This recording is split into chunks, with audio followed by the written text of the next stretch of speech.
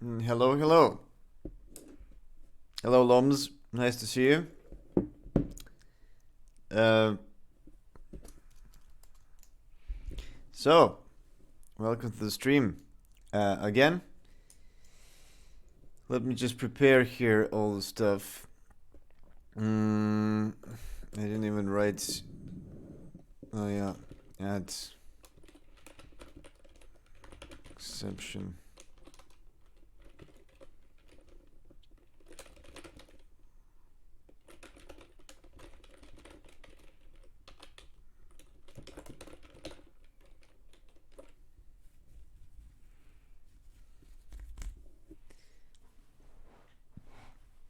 Okay, so I think I can begin. Oh, I didn't start Blender. Okay, just a moment.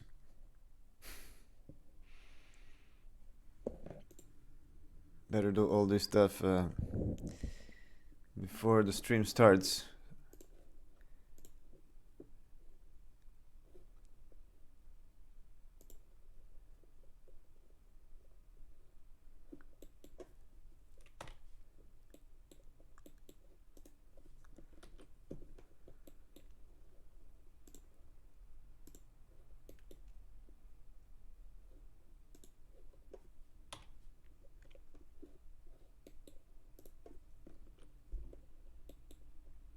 Okay, so time to begin.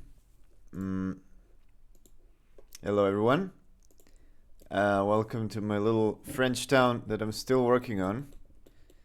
Unfortunately, why is this dark? Oh, because of the light map. Doesn't use the right name, light map. So yeah. Wait. Huh? Yeah, because the shader uses a named attribute. A named attribute. Anyway, yes. So, yesterday, what did I do yesterday? I did this. I made a little church with nice, what's the name? Buttresses. They are even called buttresses here.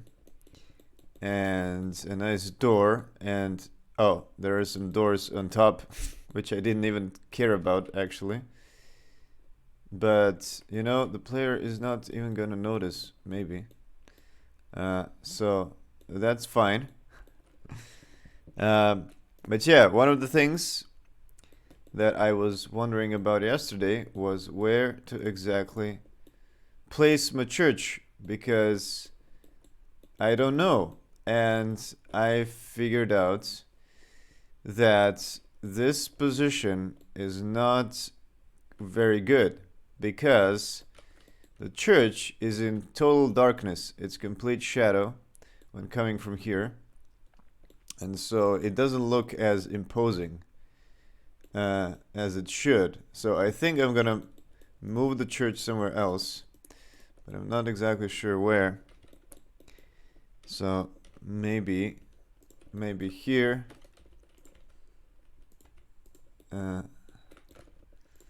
Maybe here. I don't know. The thing is that it has this very nice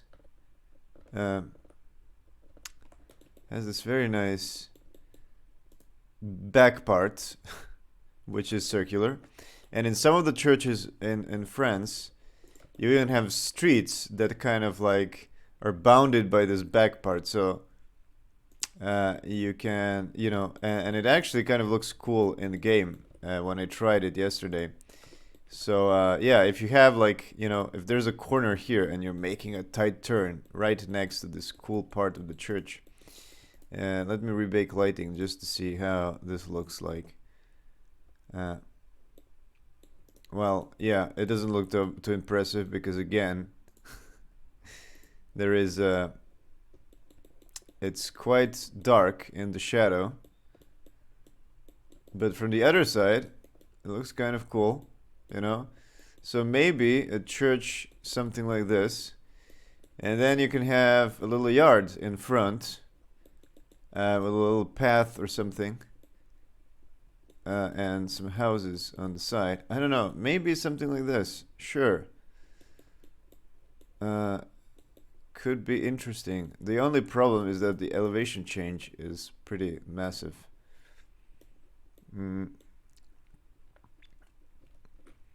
So yeah, maybe I'm gonna keep it like this. And then, or maybe put it sort of like, what? Why can't I? Okay, there it is. Maybe put it something like this so you can at least see the church door from one side. And the tower is approximately in the middle of the town, which is cool. So yeah, maybe something like this, and then you can drive a car around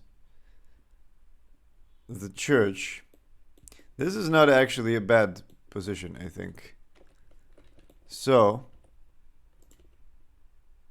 something like this, where the you know, it's quite tight and the church is, yeah, it's touching the road, and I think that could look nice in game.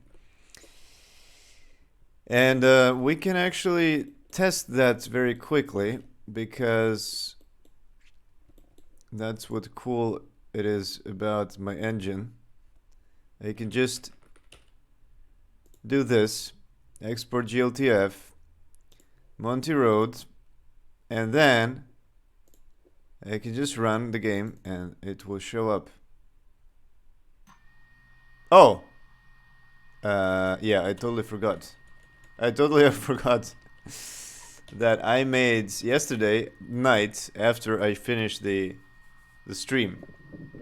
I went to a party, I came back home, and then I was a bit inspired to make some more stuff. Actually, to work on the physics again. So, to test the physics, I made this testing field for just... This is not really grass, this is more like tarmac. But yeah, I just made this map let's say it's called a map or a level or a scene, whatever. It is a scene in terms of my engine. I do actually even in code call it a scene, so it is a scene. And yeah, I just made this so I can test like top speed and stuff like that. But anyway, and also turning at very high speed. Yeah, and the way I do that is I just, in my engine... Oh, it actually is there. It's there. My cursor was there the last time I left. Yeah, I'm actually just like, you know, loading a different string. So I should load a Monty Road instead of test field. And then, yeah, and now I need to recompile, which is a problem. Because if I want to switch between scenes, I need to recompile.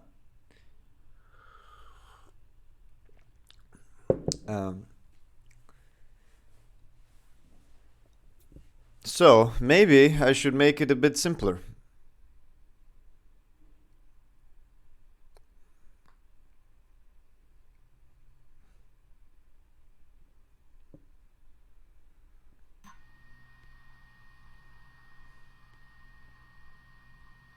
Yeah, there it is.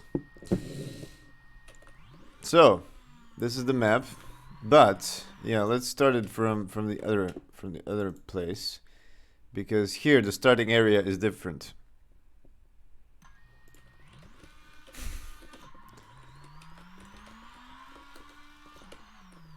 So, here is the church. Yeah, it's very dark.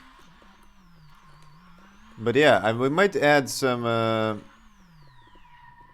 houses to have some bounced lighting.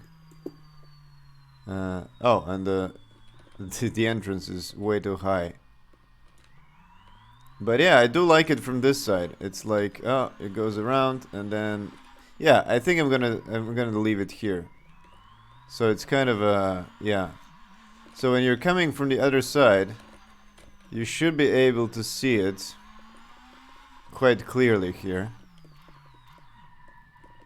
Right? Well, kind of. Not from this view, at least. If you're coming across the bridge... Sorry for terrible driving.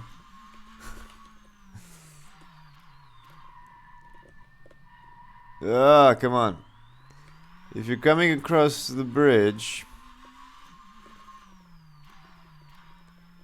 And... Yeah, well, at least you can see the door from here. The church door. You don't see the tower so much. But yeah, I think this is a much better place than the old one. Yeah, at least you can see the tower from here, and you can see it from the car.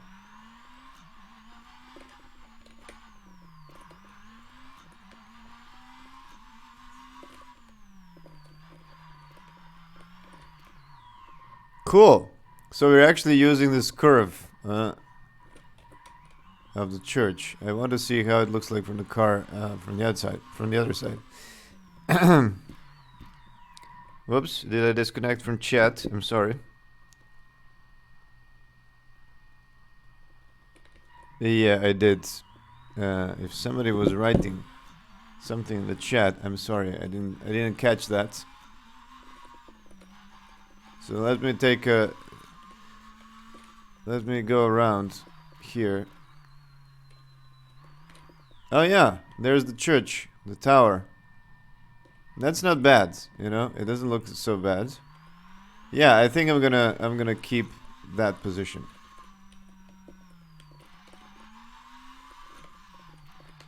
And from the car, yeah, you can't see the tower, but you can see it's like it's going up in the air. Okay, so cool. I found a church place. Okay. But yeah, maybe it seemed to do. So yeah, what did I do yesterday? I showed that I added MIP maps. I made a church, and that was it. And I planned all these things to do on yesterday's stream. So instead, I'm gonna do that on today's stream. Handling exceptions for config files. Oh right. Yeah, that's one of the things I want to do today. Add some more walls that have windows and doors for houses.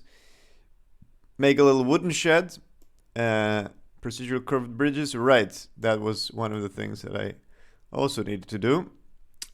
Cross post. That is the thing that I found on Google Maps.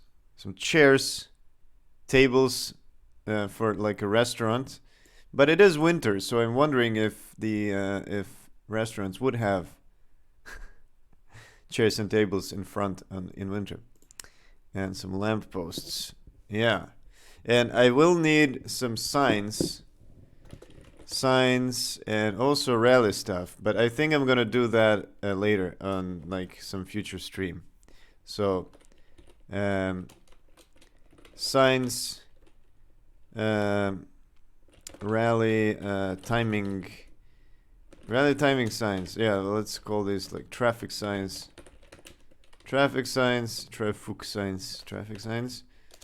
rally timing signs.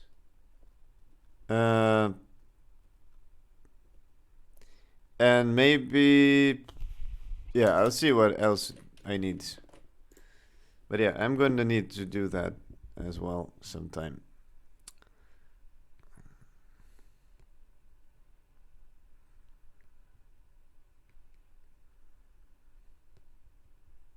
Just a moment.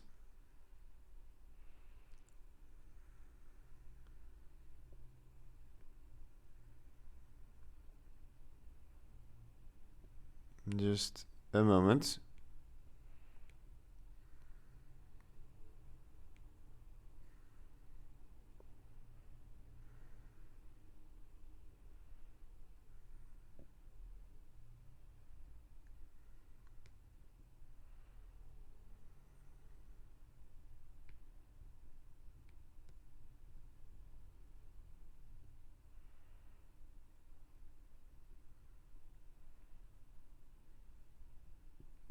Okay. So, Oh, did I disconnect again? Oh no, yeah. I hate using other apps. Disconnected from chat. Cool. Okay. So, if anybody has written anything in the chat in the last 2 minutes, I'm sorry that didn't pass through. So I hope that everybody is doing fine. Let's see. So yeah, the thing is about handling exceptions in C++. You know, people really hate exceptions in C++, and I'm not yet quite sure why. So probably because it's a performance issue. I'm not sure, but I did actually like Google today why people hate exceptions, and there was some post about how we shouldn't hate exceptions. They are actually good. But yeah, for some of the built-in functions like stuff and stoy, where you need to handle exceptions. Like if you have std stuff, right? Then at the bottom, you will see that there they are. There are exceptions. And if you pass it the string, so these stuff and stoy is, stuff in this example is basically converting a string into a float. So it's a very common thing that you would do when reading from a file or something.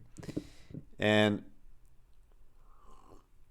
the thing is that, there is no, for example, in C#, you have a thing called try convert, right? You have like what was it? I forgot the name of the function, but it's something like try parse, right? That's the one. Try parse. If you go to float.try parse, and it will actually return a bool, which will tell you if it was successful or not. So if it is successful, it will populate the outputs and then give you the float that you got it from. So it instead of using exceptions, it uses it returns you a boolean. But C++ doesn't have that, or maybe it has, just I'm not aware of. But yeah, so the most classic function you would use is std stuff, or for floats, or d for doubles, or LDs, I guess, long doubles. And I have no idea what I guess it's a string to float. So, but what happens if you put it any kind of a word instead of a number? Then it will return, then it will throw an exception. So it will give you an invalid argument if you cannot perform conversion, or out of range if the value is like outside of the possible range, right? So let's actually try to catch that. I did have this config-utils, and here is where I'm actually using my. So this is for an integer, a stoy, and then I'm here I'm checking. Okay, does this segment? So basically, this is for reading from a config file. So I have a config file, like this one. Where is it? Bin release config ini, right? I have this ini file, a configuration file, and I'm reading these. And and then, for example, for MIP bias, I'm reading this this number and converting it into a float. This specifically is a float. But what if I put a word? What happens then?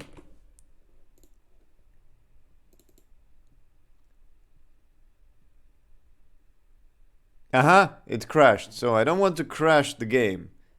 That's the thing. I don't want to crash the game if you just had a wrong word, right? Does actually ini use quotation marks? I'm not sure. Ini file string. Any file. Okay, let's see. Does it need a quotation marks? No, it doesn't. So you just read it like this. But it does actually sometimes use does it say something? Quoted values? Some implementations allow the values to be quoted. This allows for a white space. Okay. I see. Well, maybe sometimes you might need quotes. You might want to use space between, like this. Yeah. So, if you give it a string, it will crash, as we can see. As we can see here. So what happened there is there was an exception. So let's try actually running from Visual Studio. And let's see what happened. Oh yeah, right. this is different config files. So yeah, let's try this. Let's try. Yeah, I need to add a graphics, and what was it? MIP bias, and then add it to random string.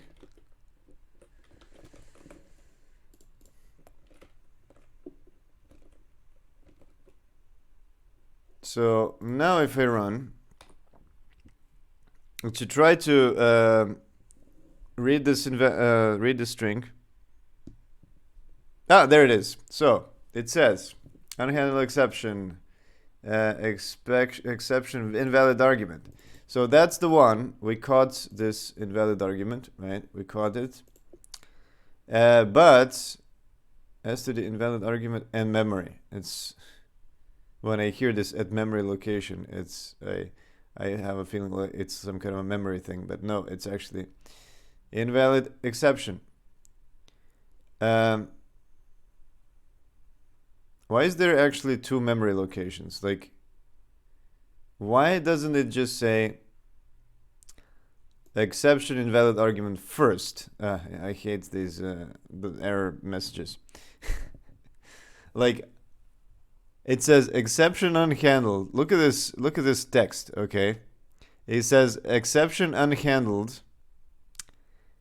Unhandled exception at address in an engine drive.exe.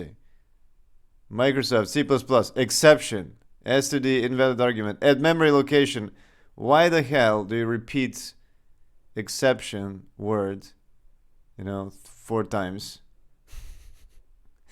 And then you have, you also write memory locations twice, but it's not actually the same one. Wait, AE, yeah, it's a different location. But anyway, this is data that I want to know later. Like, the first thing I want to know is what kind of error it is. So just say, don't put the title. Just say exception is an invalid argument. It's annoying. So you have to read all this text to figure out, I see. This is what a problem is. Okay, so cool thing is that it catches this. So we do have an exception here. But let's try to catch it. So here is the stoy thing. Right, oops, look at this. And I'm going to say here,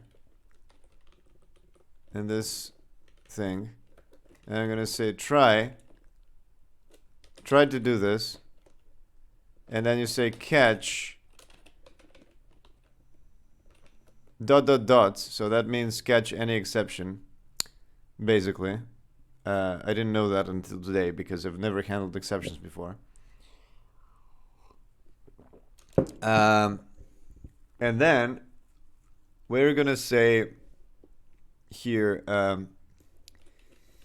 basically copy this and say config entry not found. Country entry, let's say invalid argument or wrong format or something like that.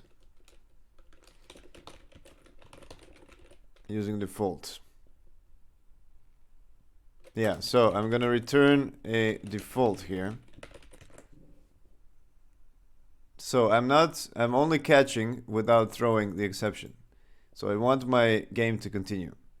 But actually, I just realized that map bias is a float, so I actually have to do it over here. And I'm gonna do try.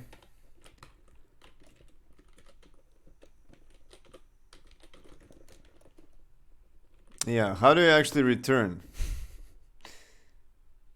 if you have a try?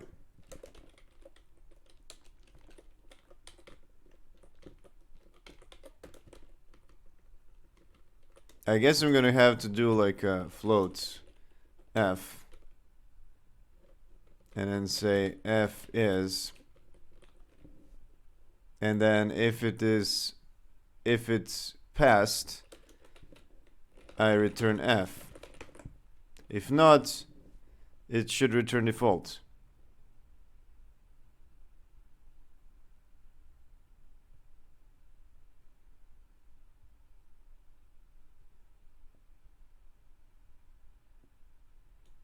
Maybe like that. So yeah, let's try this.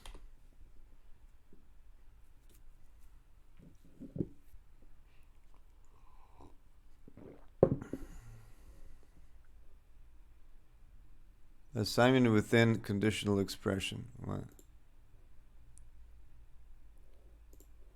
Okay.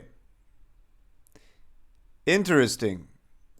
Invalid window size. Pfft. Cool. I managed to fuck up something else. So my try didn't work, probably. Right, because I didn't return. Okay, let's try just returning like this. Can this work? Interesting. So I actually managed to get out of the function without a return, right? So how is that possible? I guess because C++.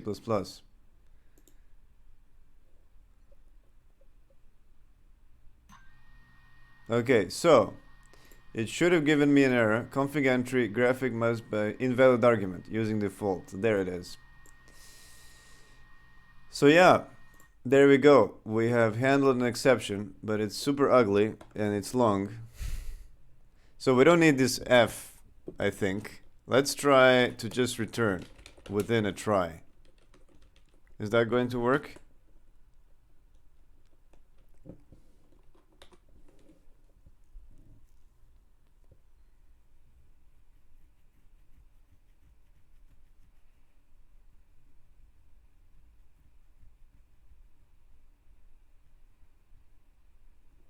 There we go. What does it say? Config entry invalid arguments. Using default. Let's not call it invalid argument, but let's say parsing failed. Or something like that. Hello Pixos. Config entry. Parsing failed. Integer expected. Using default. Is that verbose? Parsing failed, integer expected. It sounds very robotic. Nah. Parsing failed, integer expected.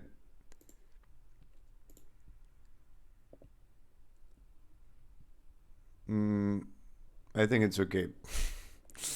And let's do the same thing for floats. Except we're gonna say float expected.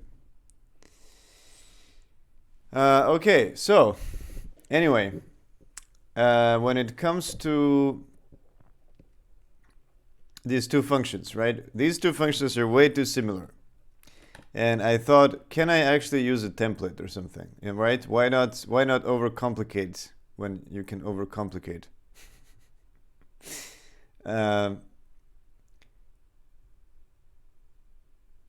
But then I realized that I don't know exactly how do you test for a type. Can you actually do an if? For example, I need to use different methods, right? I need to use a stoy and I need to use a stuff. So can I say if T is, you know, something like that, is floats, then do this. I don't know. C++, templates, if type. How to do an if else depending on the type. Can you actually do that? Type ID. Interesting. So it does exist. Type it operator. Interesting. So it just included or must be included or imported. Otherwise program. Okay, so you do need to have type info. But does that mean that it's like runtime RTTI things? Or is it the header must be included or imported since C++ 20? Okay, so before you didn't have to include this. Interesting. Let's actually try that just for the sake of the stream. Okay, so let's actually convert these into templates. So say templates type name T, right? And then I'm gonna say ini parse T, right? So instead of default, I'm gonna do T, and everything is broken now because IntelliSense sucks. Ini parse is not a template. Do you actually write it like this? No, you actually write it like this, right? Right. I'm just used to C#. So I'm gonna say try if type id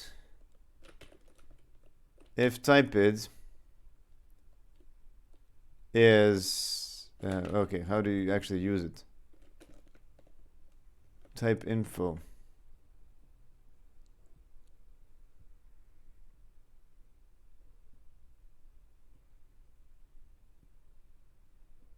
Type id.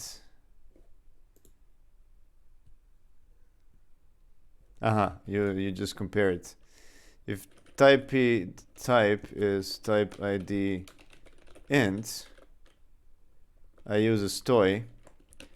Else, I'm gonna use a stuff. So, yeah.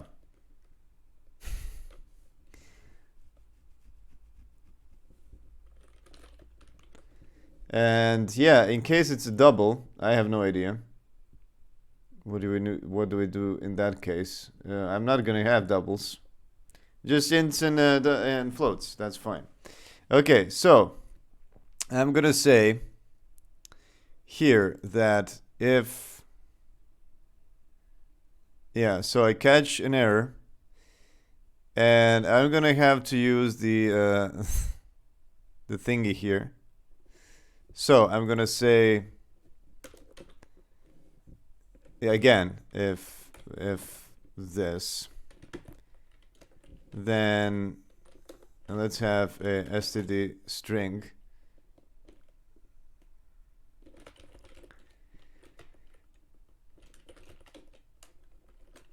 type name is going to be a no, not that type name. This type name is going to be a float, no, integer, and this is going to be a type name is float. I could have actually done it with a ternary operator. So if it is this, I'm gonna type name integer else this. What a beautiful parse. Cool. Well, it did auto format for me, so that's nice. Type ID. Okay, so if it's type ID, I'm gonna use a I'm gonna use that here. So type name. It's gonna figure out which type of this is gonna use. So yeah. And I can actually make this const. Totally unnecessary, but okay. And I might not even need a string, but that's okay. It should at least config entry not found. That's fine. Okay, so let's try calling this ini parse instead of the templated one. So I need to find my mip bias. There it is. So I say ini parse int. No, it should be floats, right? Oh, right, and then it should also return a t. So whatever type you use, it should return. So yeah, let's see if it works. Nope. Binary no operator which takes. Did I forget to put a double equals? No.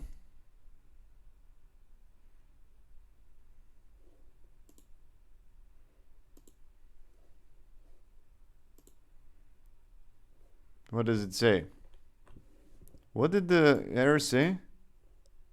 Binary operator found which takes a left const string. There is no acceptable conversion.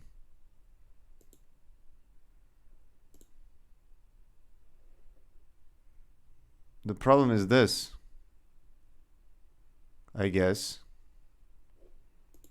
What the hell?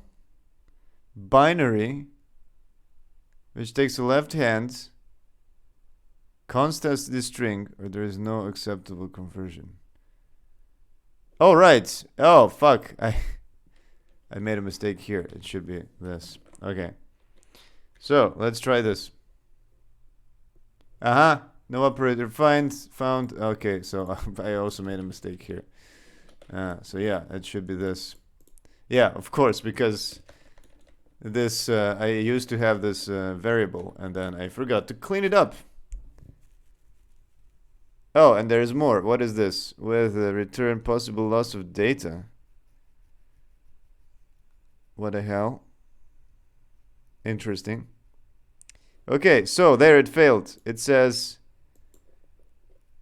entry. Config entry graphics mid bias parsing failed. Float expected. Cool. So the float works. Right. So nice. Okay, so I can actually just remove these two, right? I can totally remove these two and instead use a templated one. But what I can do is I can actually make an alias, right? Can I? Is that how it works? So yeah, I am actually doing this. So let's for the start use ini parse int here, and let's see if that works. If my screen is gonna have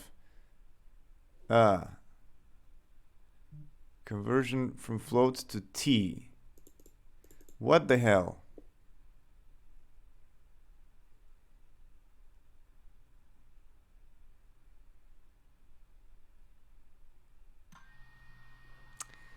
So I think parsing worked just fine. This is still returning a failure, which is normal, which is what it should do. I think this is nice. This is nicer that we converted two functions into one. But then we do have an additional thing where we have to if types. And I don't know if this is actually like, does it compile with only this? I hope so.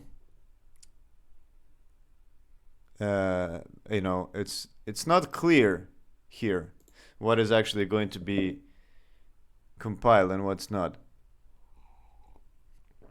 One thing why I like Zig, which I was trying out a few weeks ago. It has clear like comp time functions, so you can just say I want this at compile time. So I have no idea if this is like if this type ID is actually surviving or not into the runtime. It shouldn't. It should optimize that out, and this one as well.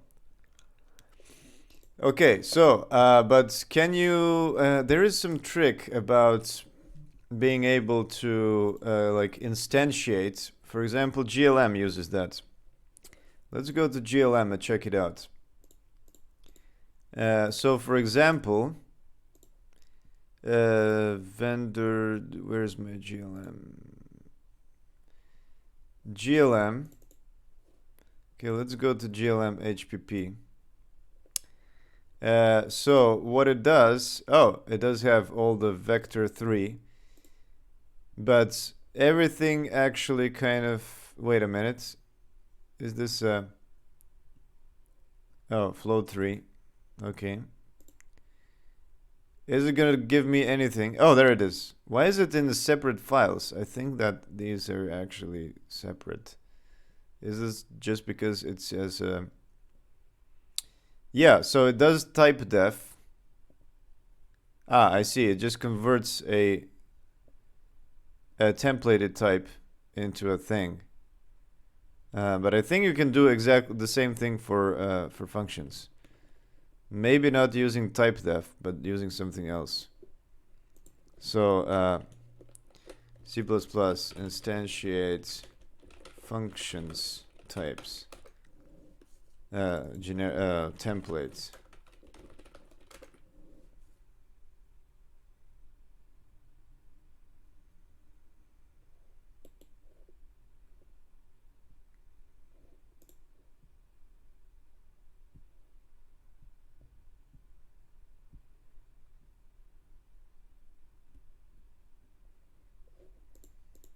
Is instantiation an actual word?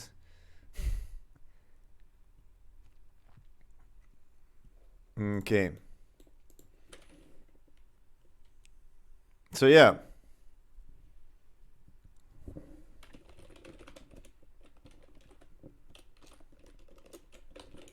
C++ template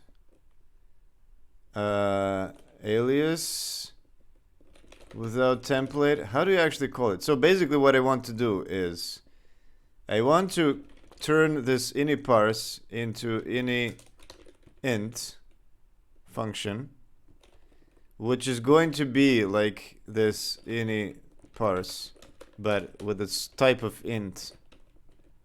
So basically what I'm trying to do is and then I'm going to make one with int. Oh, sorry. This should be float. And then this should be floats.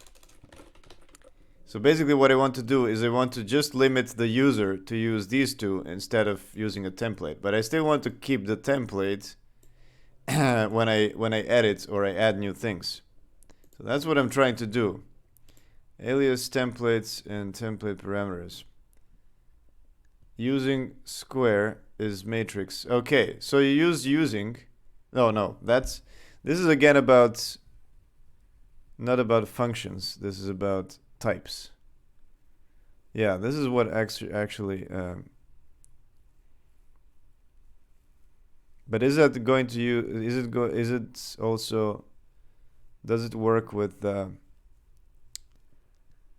Does it work with functions?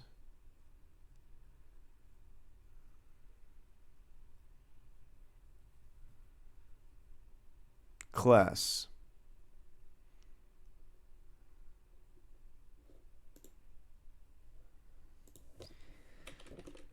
Template, let's Google function so that it's clear. Type alias templates. Using identifier. Using It just shows.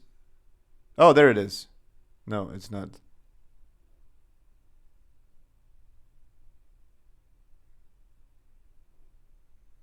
How the hell do I use the same thing with functions? Can you just say using any int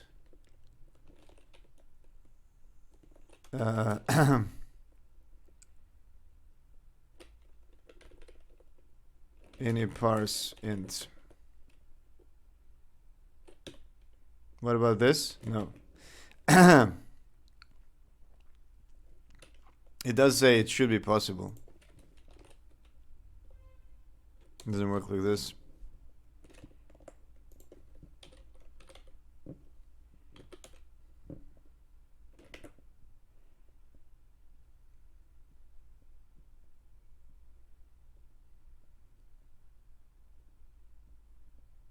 Templates.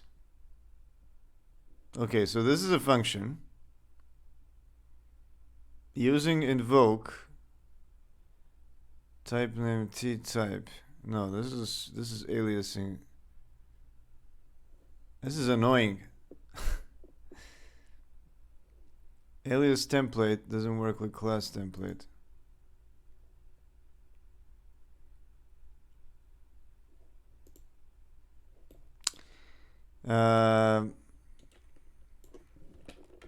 Function alias templates. Alias a templated function. Okay, so this I think is finally somebody. Wait a minute. You can use a type def to create a shorter and simpler name for types, as well as for instantiated templated types. Okay, and for function pointers, for templates. But how can you create to a templated function? For example, I want to do this. Okay. Edit. I guess I can just write a simple wrapper around it.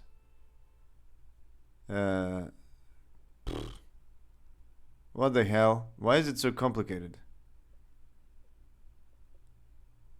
You can alias a variable, a function pointer type.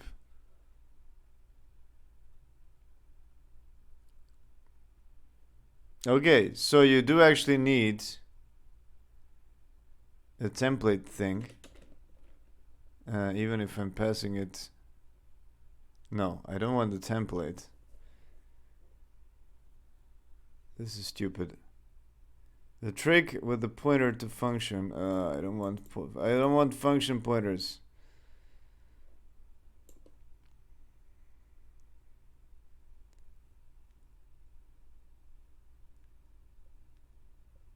Why doesn't it exist? I hate. This is why. This is why I hate C++. It's like there's so many things which, like, in there's 5 cases where you would need something, but it only works in 4 cases, and that 5th case is something so complicated, which is like, why didn't you think about this before?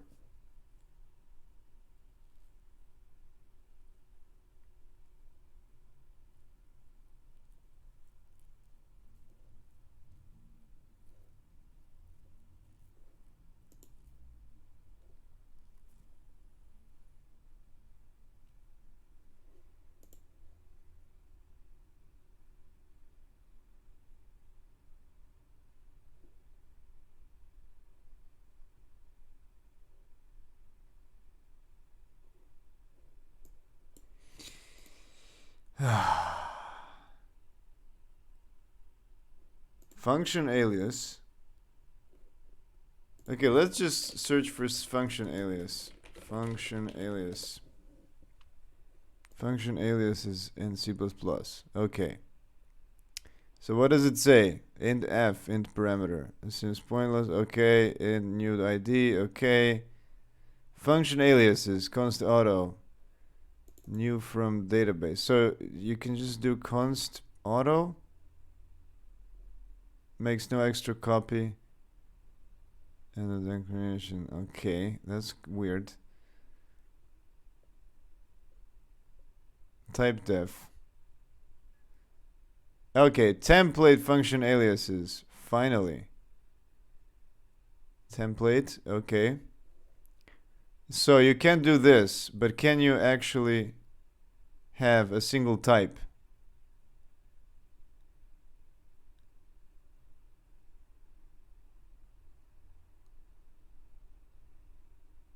Variable templates. Type deduction. In C++, template functions operate a deduction on type. Oh, I didn't actually know this. Does it work? But the thing is, template functions alias don't do type deduction. They don't do. Okay. This seems like a serious limitation. Yeah. C# deduces the template types. So this is cool. But not C++, because everything needs to be more complicated. You can then define the type, define the alias. And since it creates a normal template, type deduction works normally. What? Oh, shit. You need to write all this? Oh, no. Okay, well. I'm gonna abandon this. This sucks. Why can't you have a simple type alias for a function like this? Well, you know.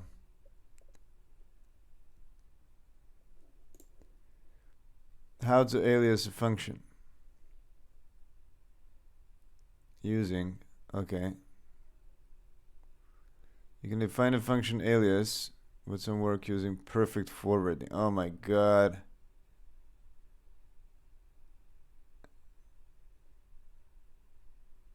Oh, const expr? Does const expr work with I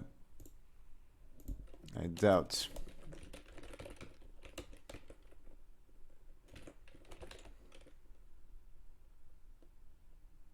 It works, except function definition for any parse not found. What? Okay, what if I say, of course, int?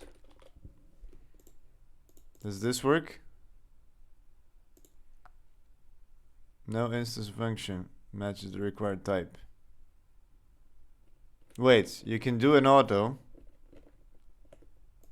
but you can't do an... Okay, so it's like deduces to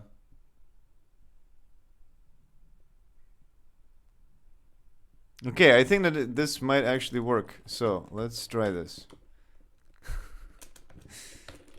Except that it didn't allow me to use let's try this. So instead of using a template, I'm gonna say, okay, let's do it here. I'm gonna say any float.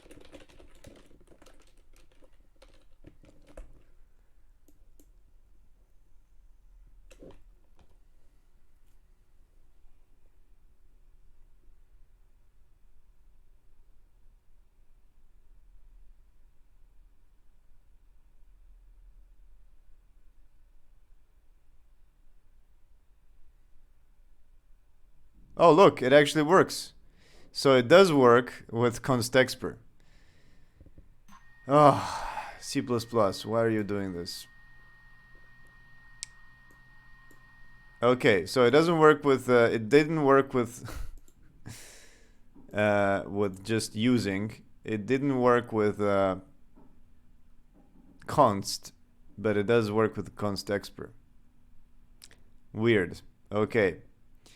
So the thing is that, yeah, I should use this instead of that. And you can actually, yeah.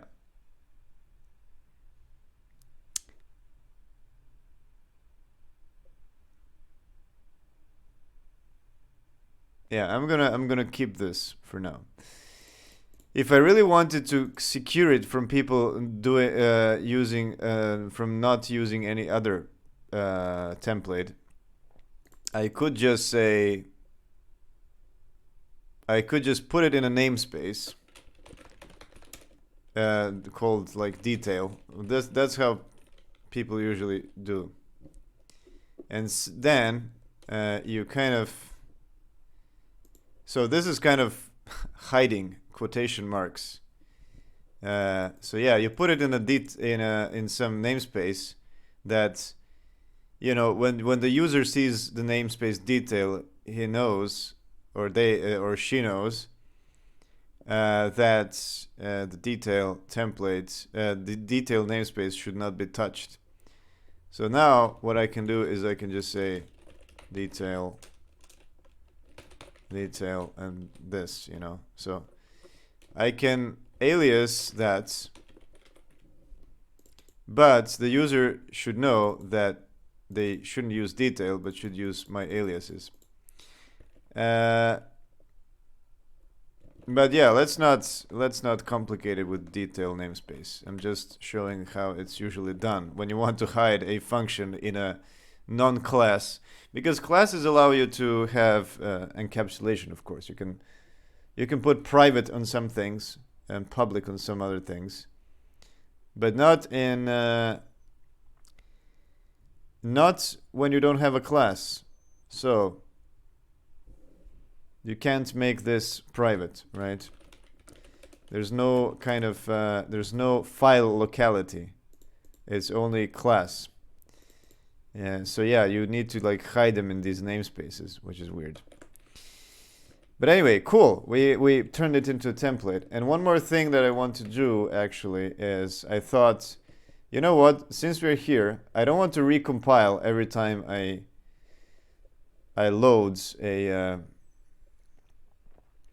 I don't want to recompile every time I load a map. So why don't we just move this to a config file as well? So I'm gonna move this /models Monty Road. Let's actually put this one. I'm gonna move that to a config file, and I'm gonna say call this scene and say track. Yeah, let's call it a track for now. And yeah, I just have this string.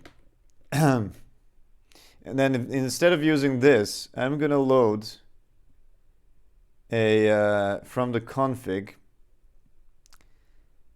I'm gonna say where is that? Okay, well, it's here. So let me put a string track path, track model path, and let's just initialize just in case. Auto props, what the hell? Oh yeah, we need to put it outside. Track model path, and now I'm gonna say track model path is yeah, actually let's put, since we have a car here, I'm gonna put track, and I'm gonna load it from a ini. Yeah, let's do a string parse. Let's make a string parse. So that's, yeah, let me add it here. Std string, it returns the string, and ini string. So we're gonna have the same signature, but we're gonna not use a template. Why? Because there's no need to use it, because we don't have those exceptions that we had. We don't have those same exceptions. We only have the invalid entry exception, basically. So something like this, and then we're gonna say std string default.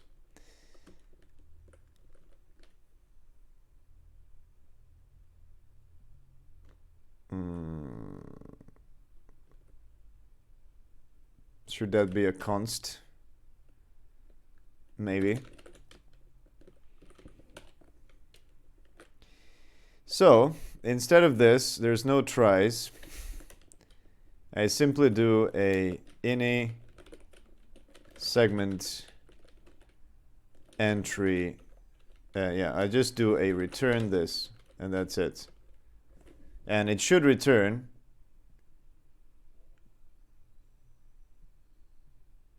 string, right? Constant string. So should this be a const string? Does this work? I don't know. We'll see. What does it say here? Function definition for any parse not found. What do you mean? It's here. What do you mean it doesn't exist? Yeah, it's just Visual Studio and C++ things. Okay, so we have this. Oh shit! Maybe it's the same thing because we have the same name. Is that why you're complaining? So yeah, let's just do a string. And now what we can do is we can take a track model path and we can say ini string, right? And I say segment is scene track and I need to pass the ini first. Ini scene track, and the default is going to be this. So load a test field if nothing, and then I can replace all this with a track model path, right? Okay, and we can put that into a single line now. So our config should load nicely, and yeah, there is some complaints. Conversion from int to t.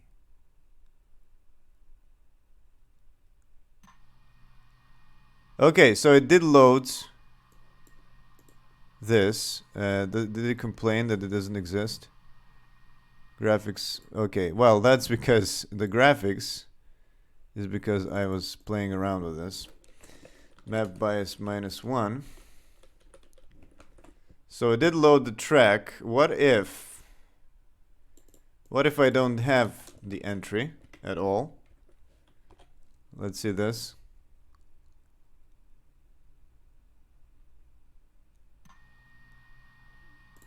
What does it say? Config entry scene track not found using default. Yeah. So cool. It works. It works. And what we can do now is that we can just put this into a config, right? So I can say, wait, in a bin, in a release, in the config, okay, let's put this map bias back to -1. In the config, I can say scene track test field. So now when I run this, it's going. Oh, what? What happened? Oh no, it is. Oh, it is here. It's just under the ground. Okay. So yeah, it works. So if I change this to Monty Roads, it will load a different. It will load Monty. Yeah, it did. Cool. So we can change the scenes now just through the config. I don't need to recompile the code. Nice. Okay, so let's keep this, but I'm gonna keep the test field as a comment. Does comments work? No, comments are like this, right? Okay. So Monty, it's actually a modding support. It is. Kind of. Yes. this is the beginning of, this is the very beginning of modding support, right? Well, right now you can modify like torque curves, slip curves, and you can modify start positions and all the data like acceleration, braking, yeah, for the car. Bindings don't work yet since, you know, everything is 0. I just put all the keys here. So you can tweak the car. You can tweak the car. You can also tweak it from within the game, which you can save in the config file. But yeah, with the scene, you can now switch different scenes. There's no menu in game, but at least you can do it through the file. Let's try again. It's kind of cool. So, test field. There's the test field.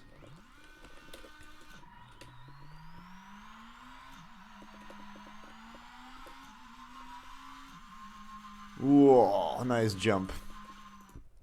And there's Monty Roads.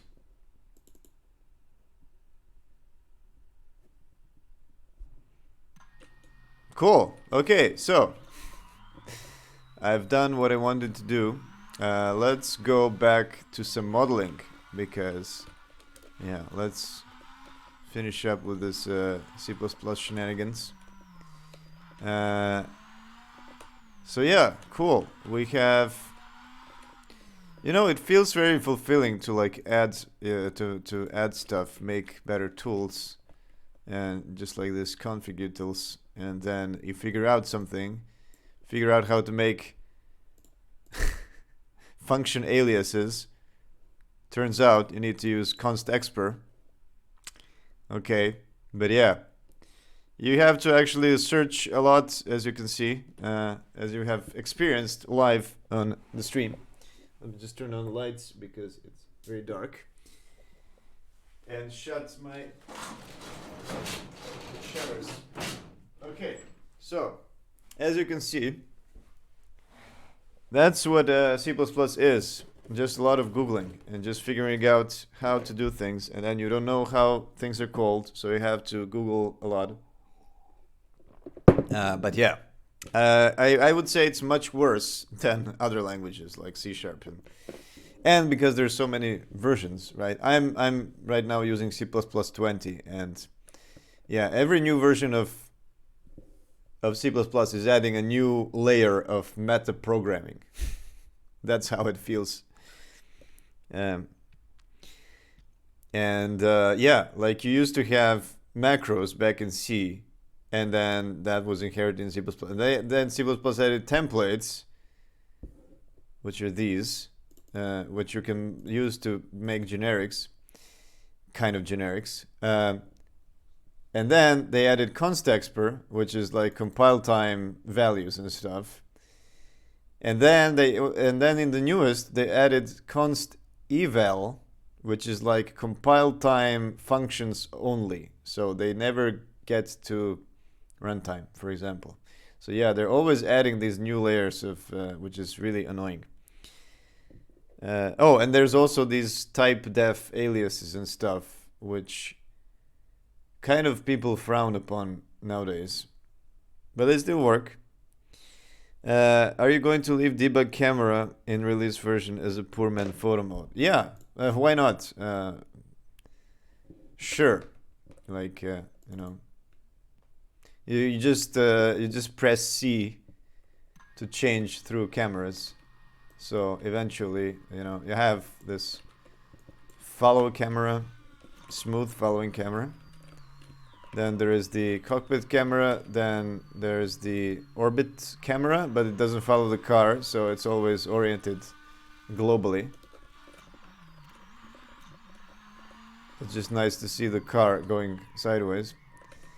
And then finally you have the free look, and that's it. Yeah, that's it. So yeah, you can go into the free look, and then let's put it to neutral. Yeah, you're using WASD keys, the same ones that are used by the car. So if I'm in neutral, just throttle us up. But yeah. And then of course, when you so these are like development secrets. I'm gonna hide these windows, but you have a tilde, this button next to 1 on the keyboard. When you press it, you toggle the GUI, so you can do various stuff here. You can push the fog away so that it's further away. You can change the power of the fog, like how smooth it is. You can change colors of the fog. Yeah, this is the fog color actually. So you can make it black. And this is the this just multiplies with everything. So it's kind of like an ambient. This you can call it an ambient color, yeah. So you can have a red ambient color and then the blue fog color. Yeah. So yeah, it's crazy. Amazing graphics. And then make it both white. Yeah, you have. Oh yeah, there's also height fog, which I totally forgot about. Yeah, it's there somewhere.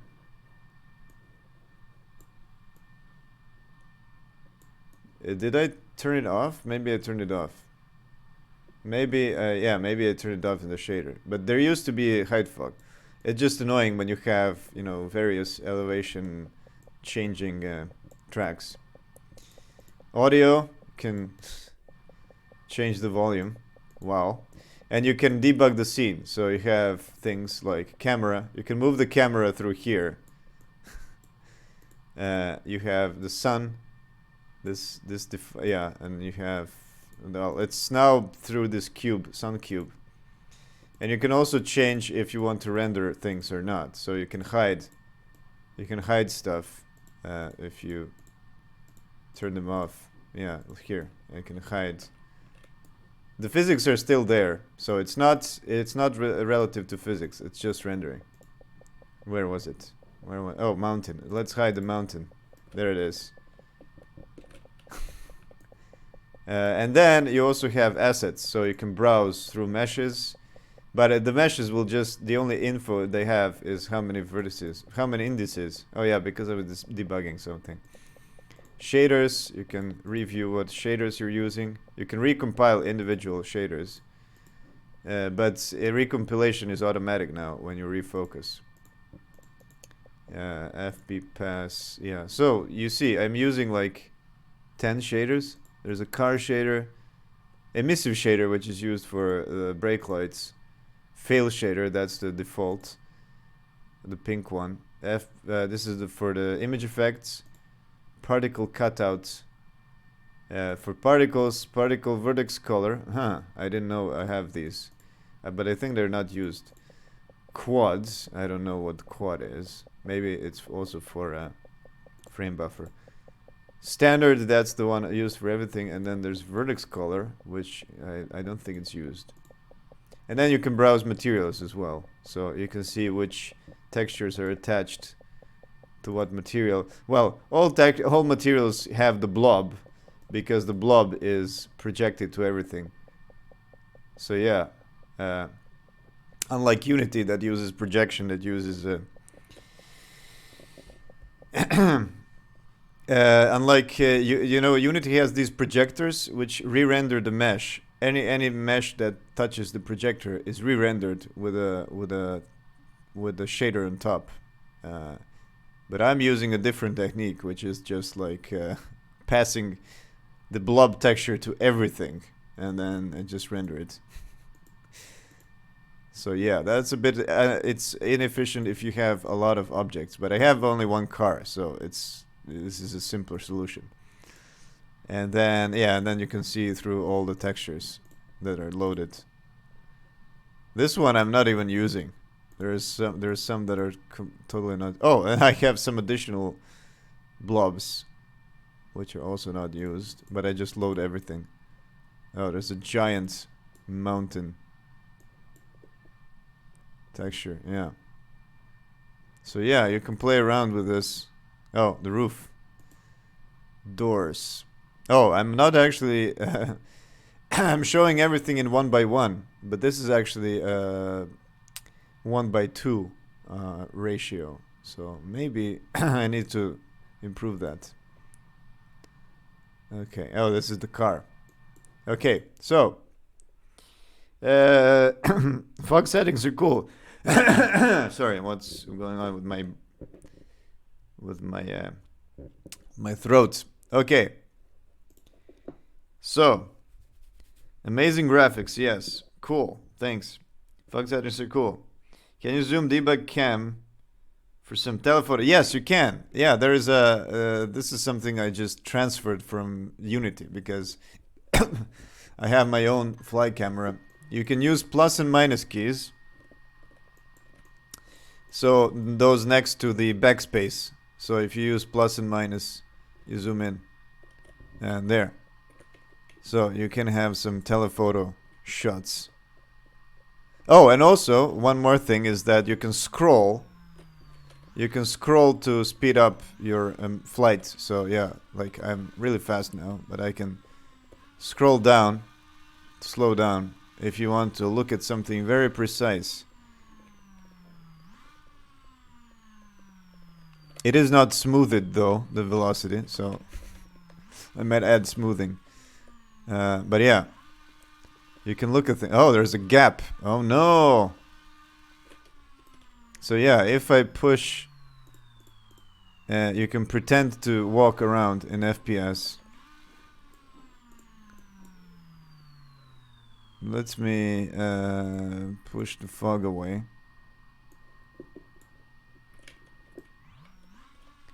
And now I can look at the town, which is totally gray.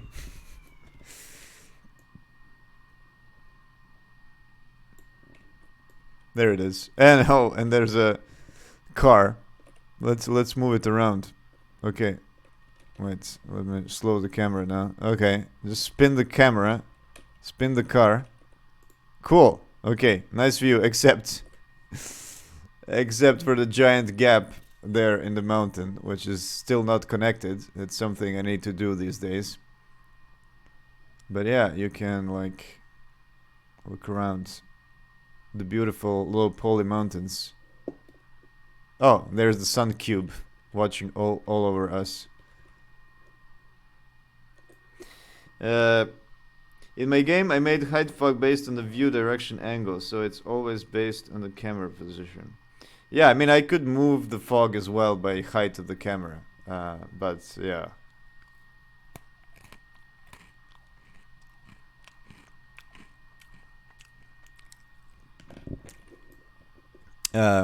Height fog can be annoying, though.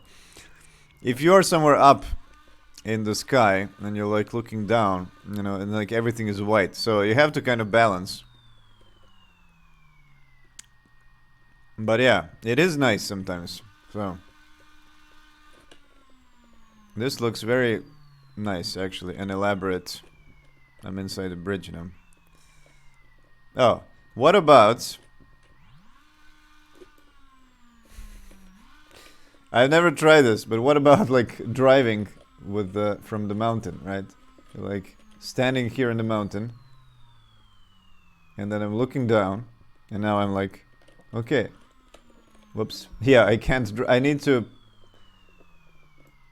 scroll down a lot, like this. Let's try it.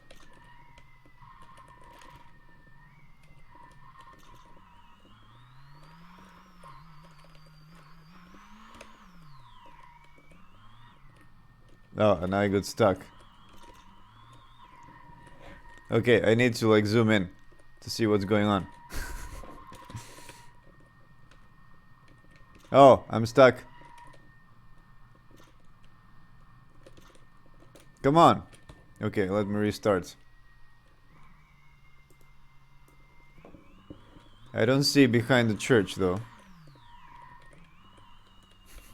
This is hard. Okay, so I have no idea where I need to turn. Maybe here.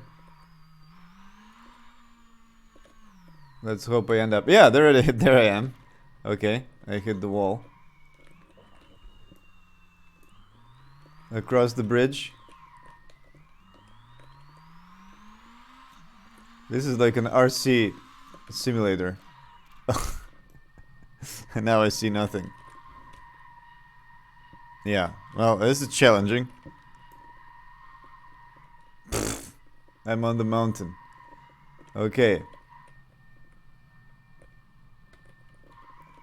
Okay, let's try to go through the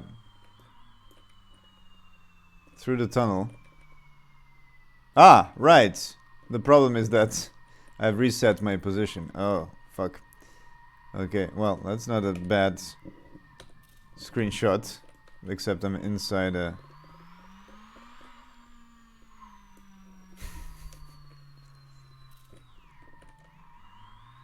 Okay. But yeah, now with the... you can... Yeah, the... you can, of course, zoom anytime.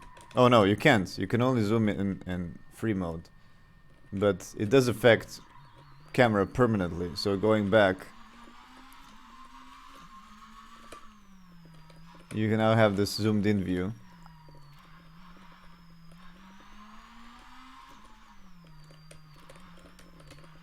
Yeah, I might actually need to put the plus and minus into every view. Sometimes it's easier to drive with narrower FOVs. And usually in simulation games I actually like to put some narrower FOV. Because you can see the apexes clearer, because that's what matters in the end.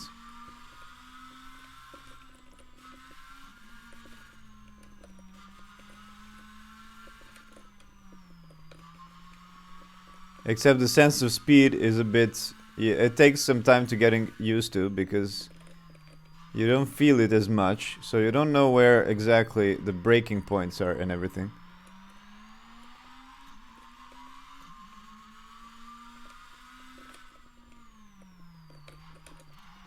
It feels a lot slower than you actually are.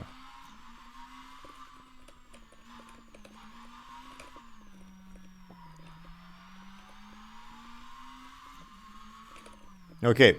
Anyway, let's... nice crash for the ending.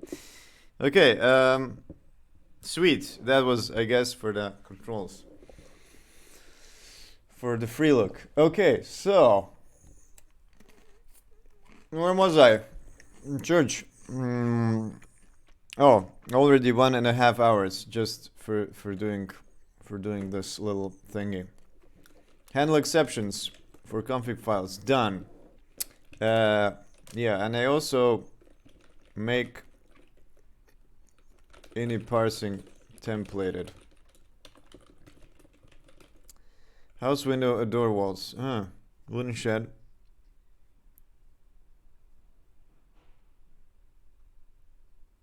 Yeah, let's do these house windows. So, what I did a few days ago is 2 days ago. I made these two houses. Let's do a pure texture view. Not of the church, but of these houses.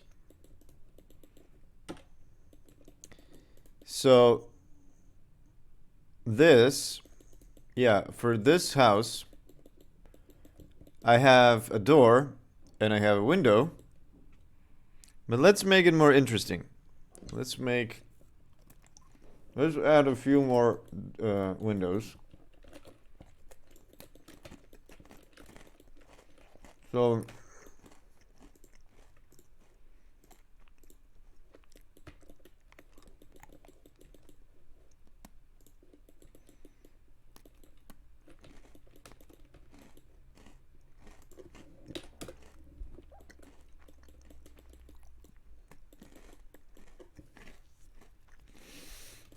yeah, let me add one more window here on this side.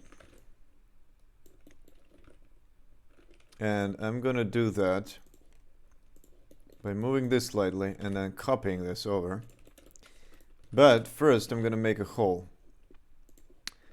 You have a hole here, and then scale it up a bit, remove, and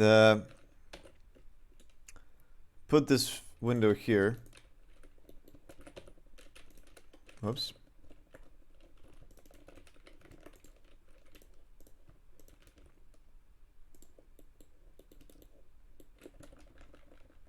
What happened? How did... Wait a minute. Wait a minute.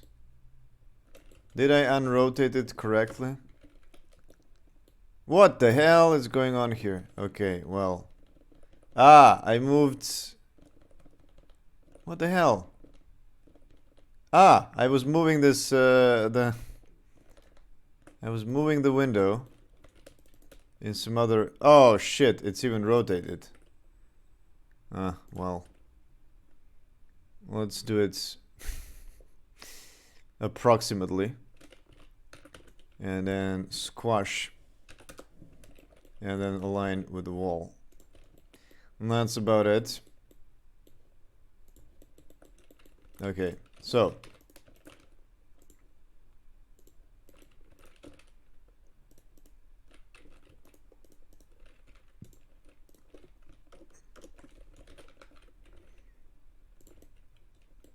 Okay, now I have some... What is going on here? Did I press F? Oh, I did. Okay, so I wanted to press G.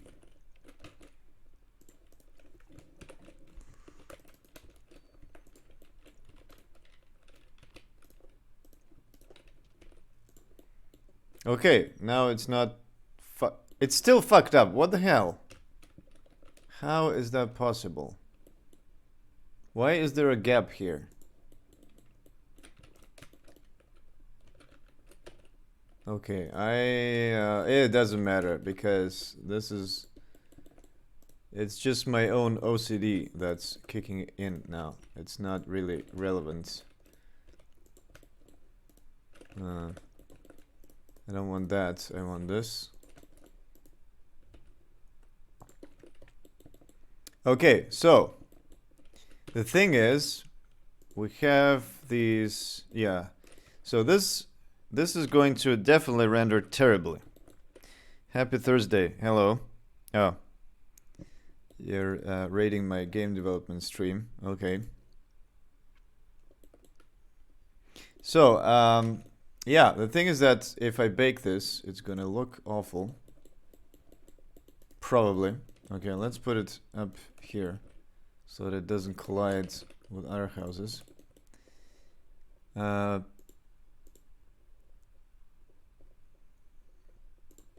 then bake.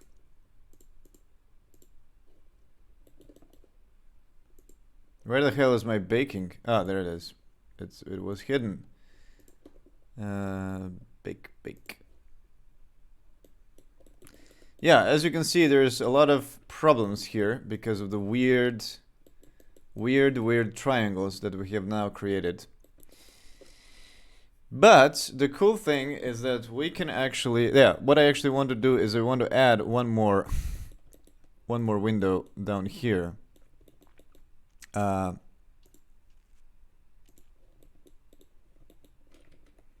And it might be a very small window.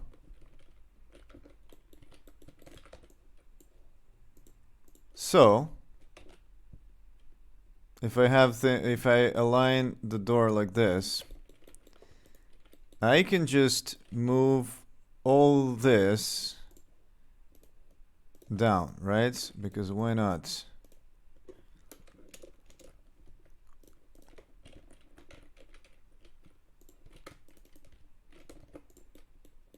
Okay, and this is also fucked because I moved it down, yet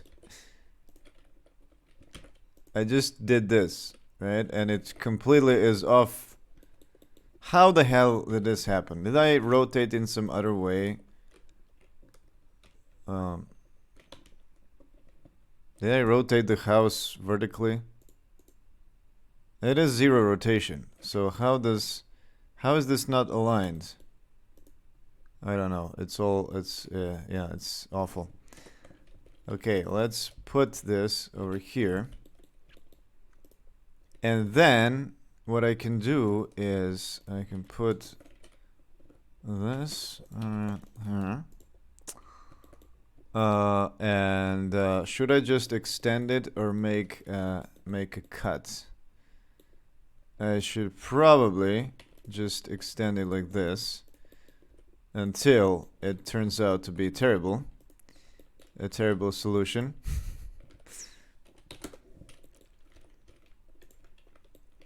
As is normal.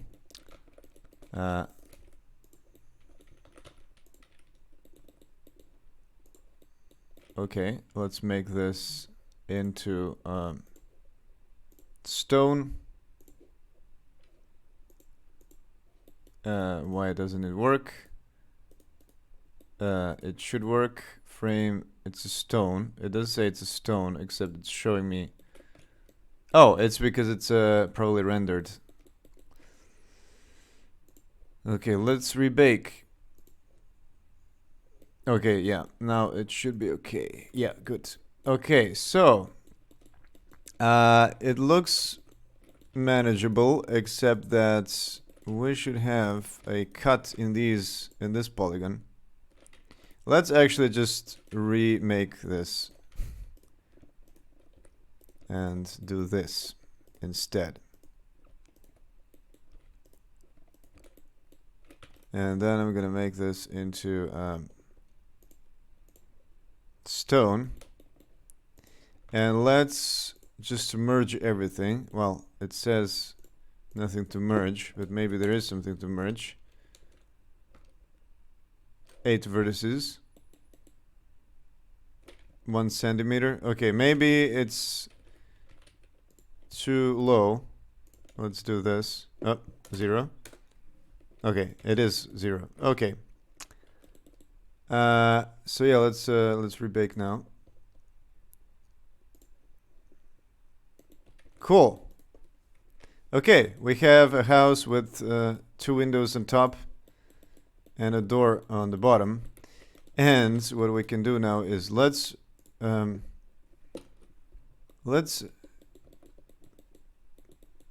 this a bit. The UV is awful now. So let's reproject. Oh no, it has actually selected this thing as well. Interesting. Okay, I'm going to take these. Let's make a seam here so it doesn't select me. Is it going to follow the seam now? No. Okay, I'm just gonna select everything here on this side. Can you select by by UV, right? That's what I wanted.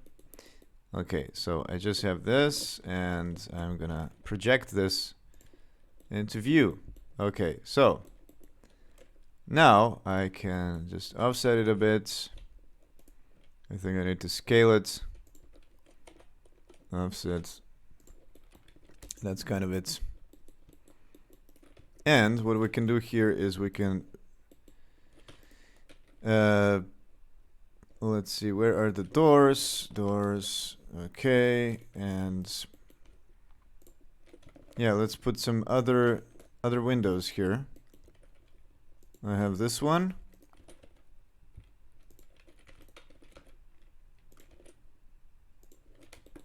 I have this one.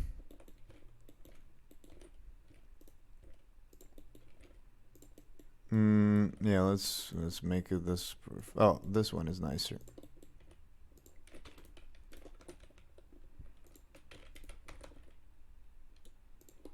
Okay, so we have 3 different windows, which is not bad.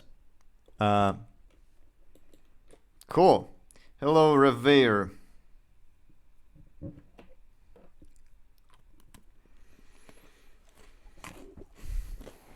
Oh, and the thing is that I actually made this house to be a special case. And I totally forgot about it until now.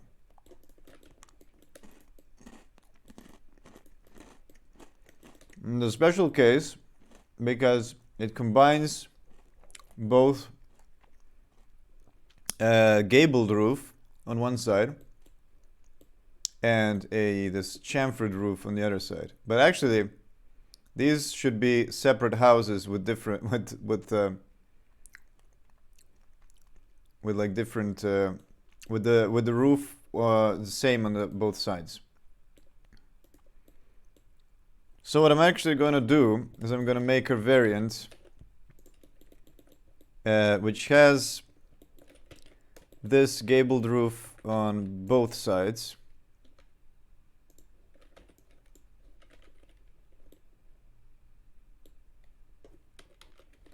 Like this.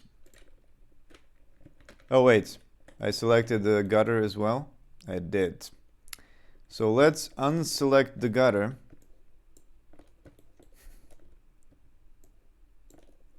And on the other side as well.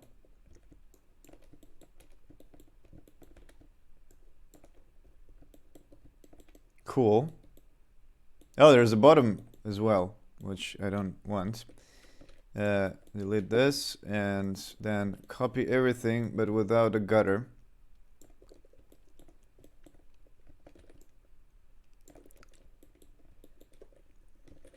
To the other side. And of course flip it around. And there we have the both-sided roofs. The thing is that we don't have any windows on any of the sides. So let's add a few.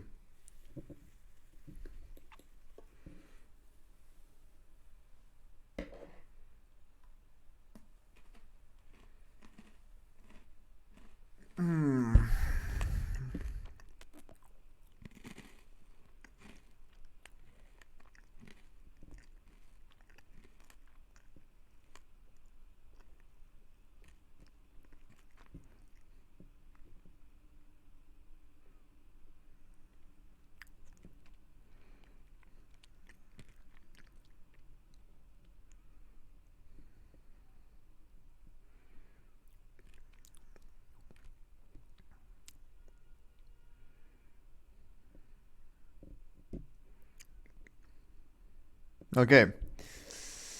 So yeah, let's add a few windows on this side.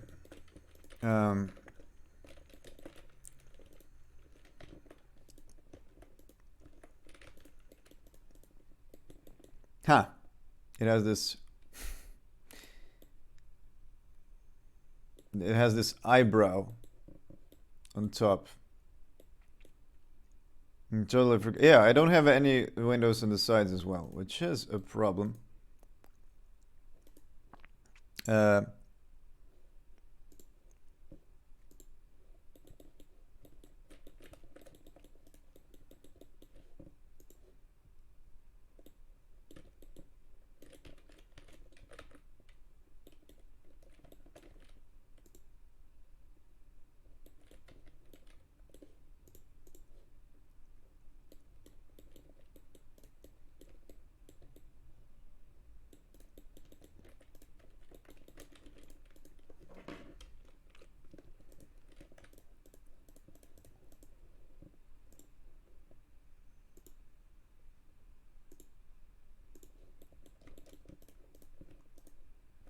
So what did I want to do? I wanted to, oh, the eyebrow is already here.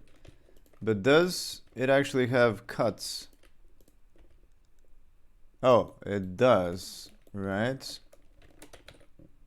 It does have cuts in this space. So I should just copy the whole thing.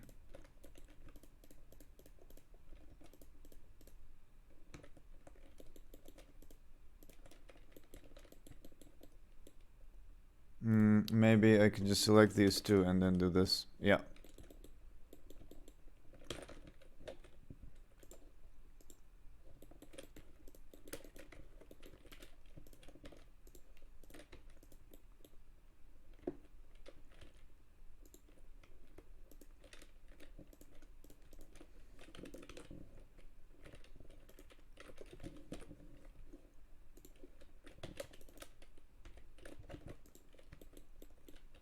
Okay, so we have this, except that we need to add this lower brow. Let's remove these.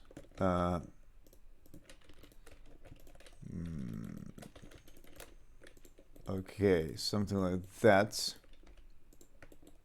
Let's just merge these things because I fucked up when it comes to vertices. And normally I don't care about topology that much, but because we are actually baking lights, we do need to care about topology. So yeah, let's see how that looks like. That looks decent, except that there's a big yeah, I need to extend this until the end after all. So let's take this, let's split it. How many times? 4 times. I'm gonna move this one over here. Can I actually move it with, oh, I can. Oh, that's a new thing in Blender. Can actually align things. Kind of. Okay, you can. Even in the GG mode, as I call it, the vertex slide mode, which doesn't actually change. The cool thing about poly sliding mode is that it doesn't change the UV. So if you're sliding the edge along other edges, it will make sure that UVs are preserved. So now in the new Blender, even snapping works. And now let's just, okay, let's just combine these. This is one, this is not one. Okay, let's put that close. That's close. Okay, now it is combined. Bake. Not bad. Okay, a little bit better. Slide is pog. I applied array on my mesh and now it has strange topology. I don't know what to do. What? Where? In Blender?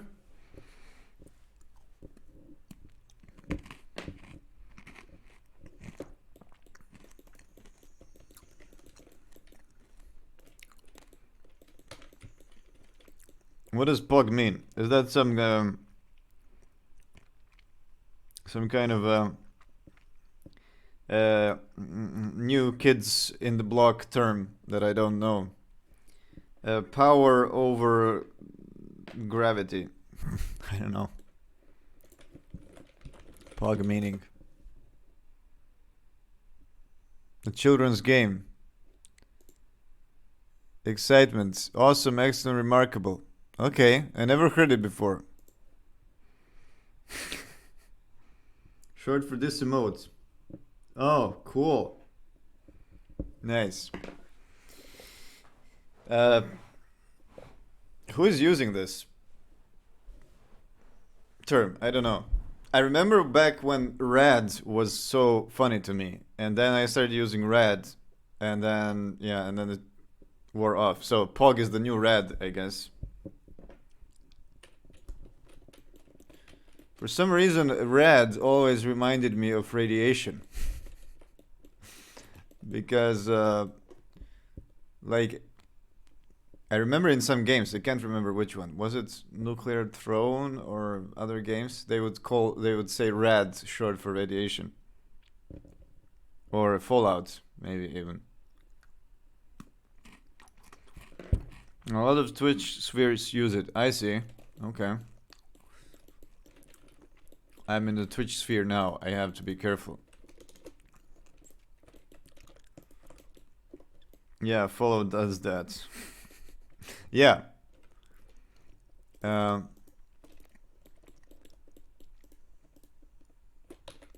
I want to select these. Yeah, so whenever somebody said red, I would think about radiation. Like it's not cool, you know. Wow. Okay. You can't really offset a large number of vertices because then you get. Oh wait. What if I just make short windows like this? Wait a minute. Why did it work a few moments ago, but now it's totally broken? I can make small windows by using the GG. Yeah, I wanted to just align this a little better. But then I'm moving the UVs. Wait, can the GG actually work on this? Ah, it does. It's fucked up. Doesn't really work. What about this? Okay, I can do that. And then I can move this to make just one half of the window. You know, there are some places that do use one half. Oh yeah, by the way, I didn't even show the... that Chernobyl looking house is totally red, yeah. I didn't even show my references, so... These are my references for the French villages. You see lots of houses like this, with this chamfered gable, with the chimney in the gable. And then windows like this, doors like this, very narrow doors. There's a lot of flowers around, but the problem is that this is happening during the winter. So this was my initial reference, actually. Rad is a unit of absorbed radiation dose. Yeah. Rad. Locking the slide to axis usually works. You can actually, what did I do? I said Control G and I don't know what happened. Control G, does it center? Maybe it does. Instead of Control F. Locking to axis. I never tried to lock the slide to axis. Nope, that doesn't work. Oh wait, something happens. But nothing that I can actually perceive. I think it's some other command. Wait, so if you go into any commands in Blender, you can see it here at the bottom of the screen. I don't know if you can see. It says which keys here, like in this area. You can actually see what keys you can use for shortcuts. So what does it say? It says click to confirm, right click to cancel, a snap. Control is snap invert. Okay, what's snap invert? I don't know. Nothing happens. Then you have, what is this? Shift tab. Snap toggle. Okay, I know that one. Alt wheel down. Select next edge slide edge. Alt wheel up. Select previous edge slide. G move, rotate. Okay, so this just takes you out of the loop slide. Automatic constraint. Up key? Is this up? Oh yeah, it is actually doing something. Changing constraints. Oh, you can actually go up and down instead of using the mouse. And there's some precision mode. What is this key?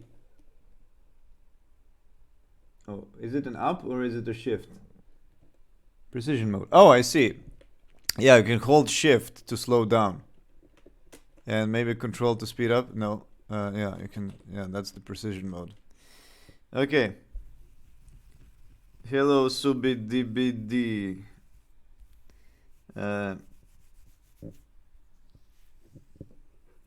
Locking the slide to access usually works. If you can't do that, I don't remember. Damn. No, I don't know. So, yeah, nice house.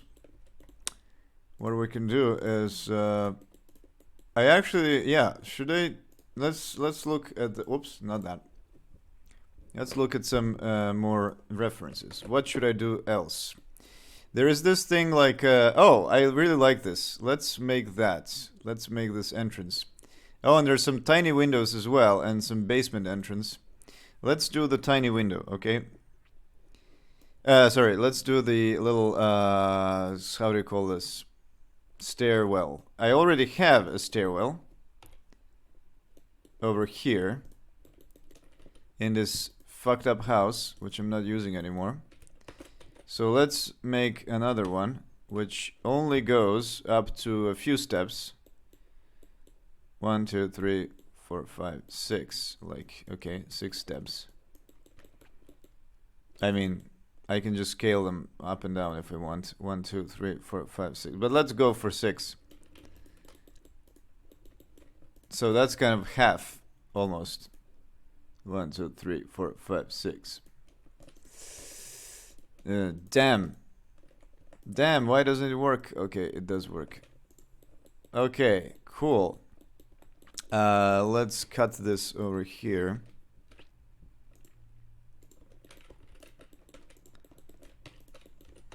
Move it a bit. Okay. Let's cut this since we're here.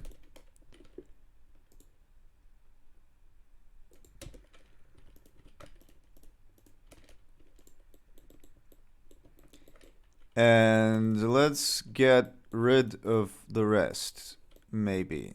Or I don't need to get rid of things actually. Oh, it's a double-sided, right. I need to remember that. So let's just work on one side and then we're gonna copy it to the other side. I don't need to get rid because I can just do this, right? I can just move to the other side. We don't have this face. And then we have the other side symmetrical.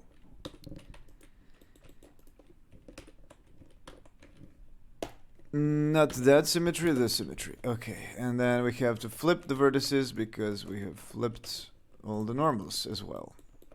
Okay. Combine this. It's perfect. Already works. Cool. Okay, let's just move this to here, and we don't actually have this. Cool.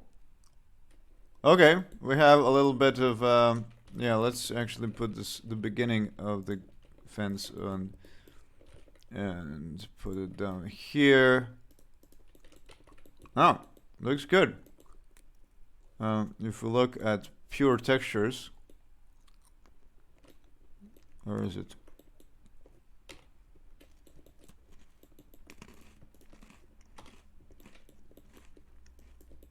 It does look nice, except we need to re-unwrap this. And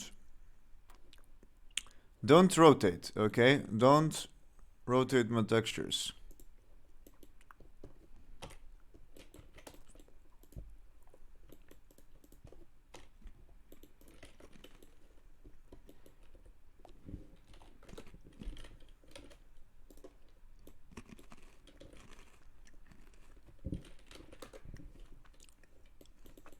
You know what? I would love that Blender would be able to maybe put some bright stuff like this. I love that. I would love if Blender would be able to share the same angle so that when I move to another viewport. Oh, well, this is accidentally the same. But whenever I move to a different viewport, it's completely different stuff on the screen. I want to have different viewports, but I don't want to have completely different stuff. So yeah, every time I go to a different screen, I need to re-find what I'm working on. So that's a bit annoying. I used to before, back in the day, I used to always work in like one viewport, and then I would add a new window if I want to edit UVs, which is annoying, but at least it kept my working viewports. Anyway, anything else? So one more thing is that we have not added the little frames, the little shutters. Oh, there's also some tiny windows scattered around. Oh, there's a little roof. How do you call it? The cover. Maybe I can add something like that. Oh yeah, and there's also these balconies. I actually like these balconies. Let's maybe make one. And I should add these tiny windows that I forgot what they're called in French.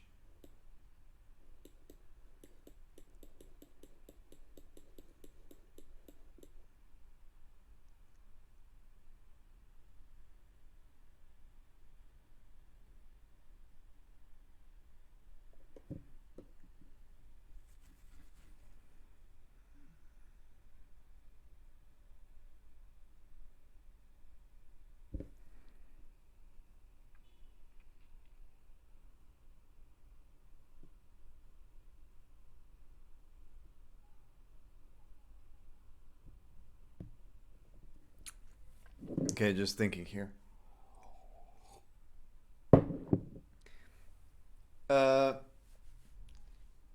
So yeah, one more thing that I forgot to say is that if I want to have a, so yeah, oh, you see, this house has a little raised door, so this can perfectly go with my door.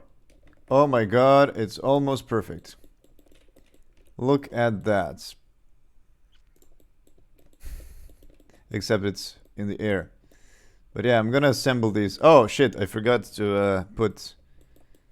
Yeah, so I can just rescale a bit. Nobody's gonna notice. It's not a FPS anyway, so this works. But also, if the house is in the ground, I can just, I can just move it above. But anyway, when it comes to this the top face, I have forgotten to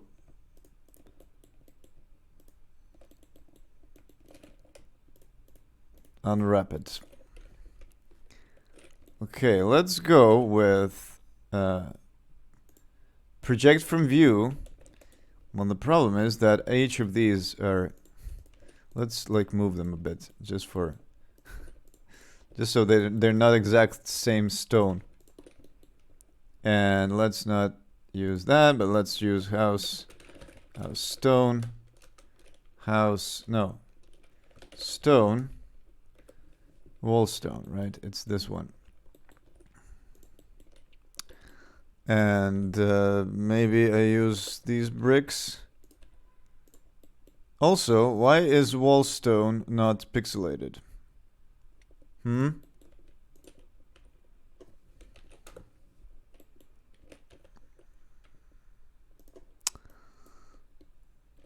It should be pixelated.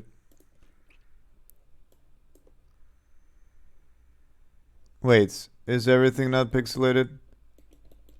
Oh, the roof is. Okay, so it's just with these textures. If I go to options, I need to switch to Eevee. And then go to the this and then say, oh, I didn't actually have to go to Eevee. My bad. That's only for transparency. I need to go to the material, and then for the wall stone. Ah, right. It's over here. Wait, it is closest. What the hell? Then why does it show up? Oh, this is correct. And this is correct. Where was that view where it was not correct? In UV editing. Okay, that's weird. Why are some textures in UV editing closest? Well, some are... It doesn't make any sense. Hello, Akagara. Anyway, it doesn't really matter because in the game everything is going to be pixelated. Yeah, windows on the sides, we don't have them. One more thing. And yeah, what about the shutters? So I do have some shutter objects here, which I made. They're wooden. So let's try putting them on the new house. The new house being this. And I have to rotate it flush with the house. But rotate it 90 degrees.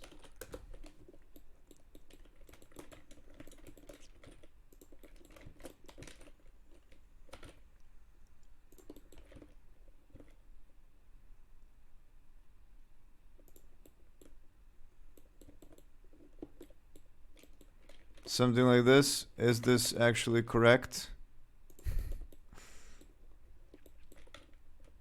There should be wider. Not like anybody is gonna care.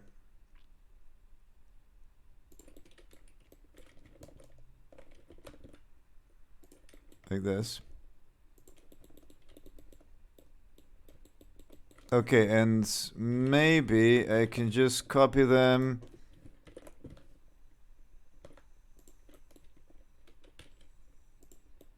In the object itself.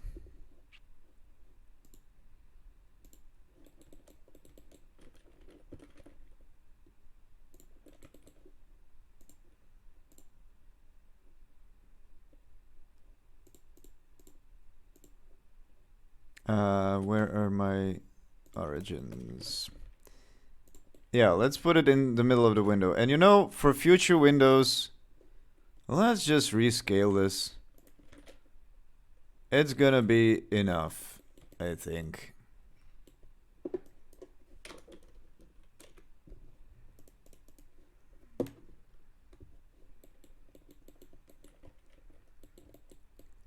So yeah. If I add this shutter as well to this house. And I'm gonna put a 90 like this. Correct. Nope, it's actually minus 90. Actually.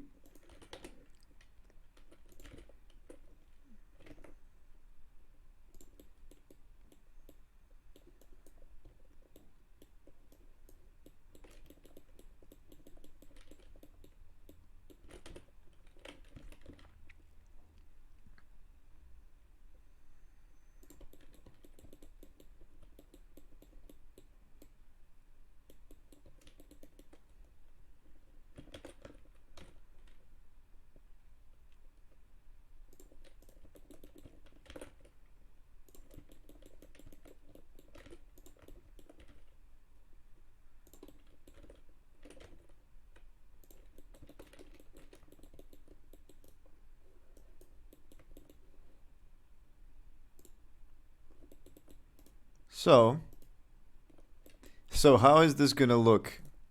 How terrible is it gonna look when I bake?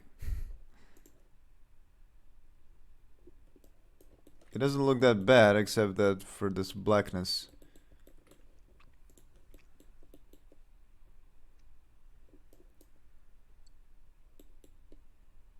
Looks cool.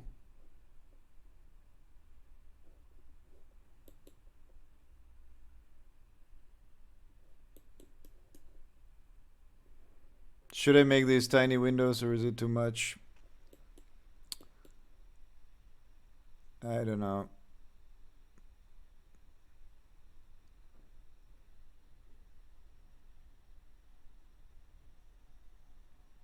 Hello, it's me.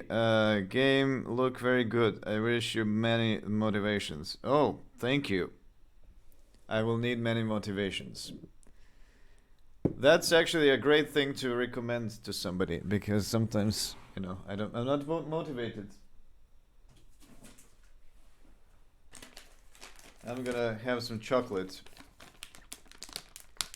I got Oreo Milka from somebody. It will make me more motivated.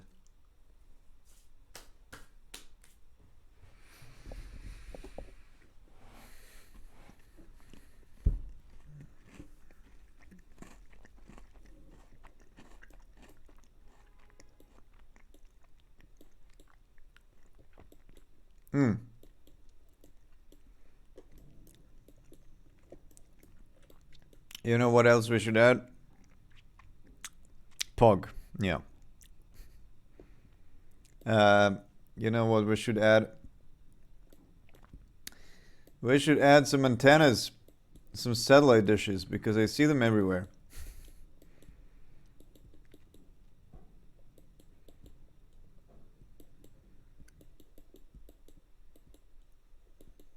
But surprisingly, I don't see any air conditioning units, which is cool. In Serbia, everybody puts their ugly air conditioning units on their houses.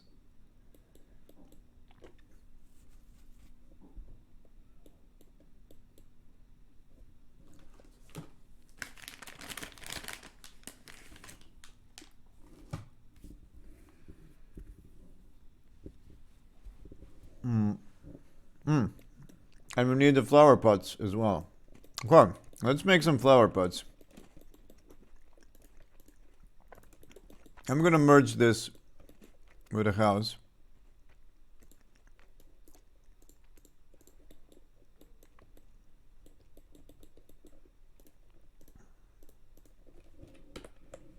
Oh!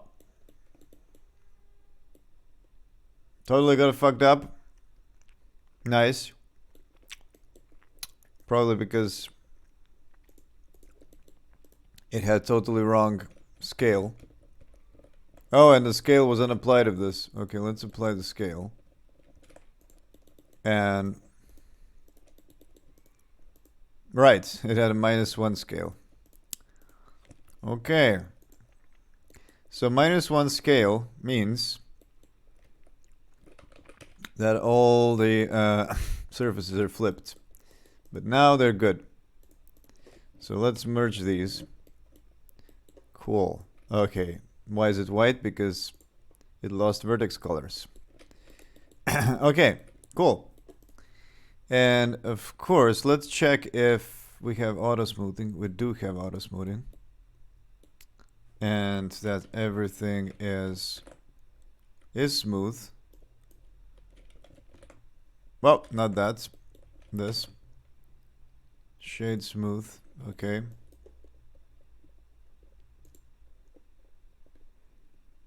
Bake. No, there's no change. Not bad.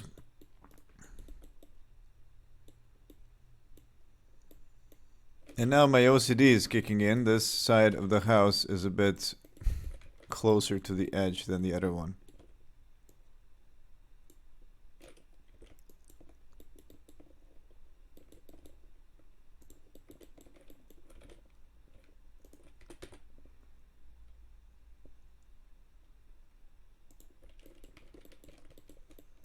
Is this more correct?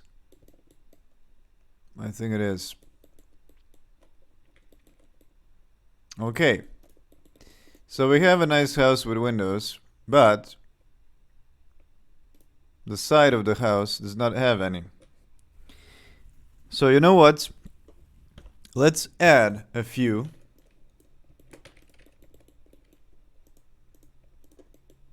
Let's add windows here. And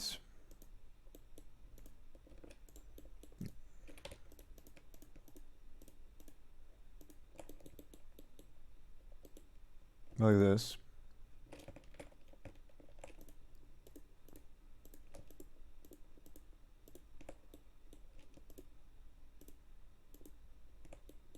Did I select everything? Nope. Nope. Nope. Okay, I think I selected everything. Oh, I also selected this face. Okay, so we have these.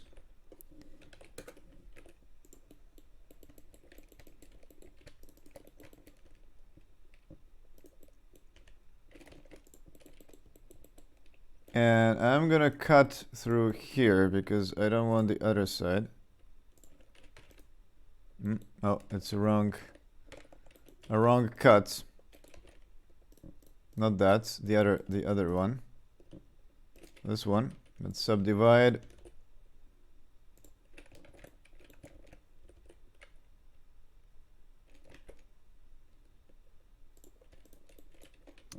Join here, erase that.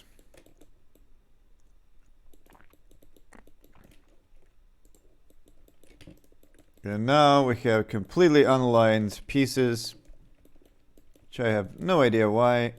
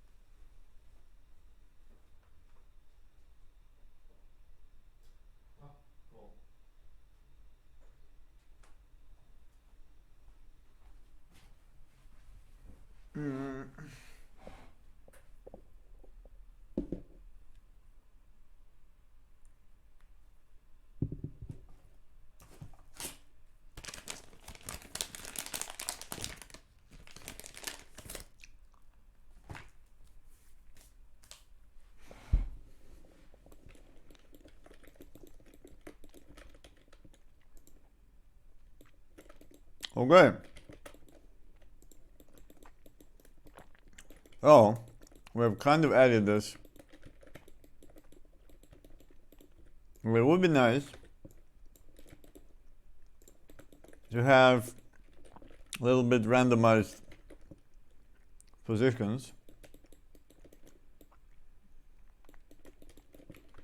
Also, I don't need faces on the bottom, which I totally forgot to remove from all the houses.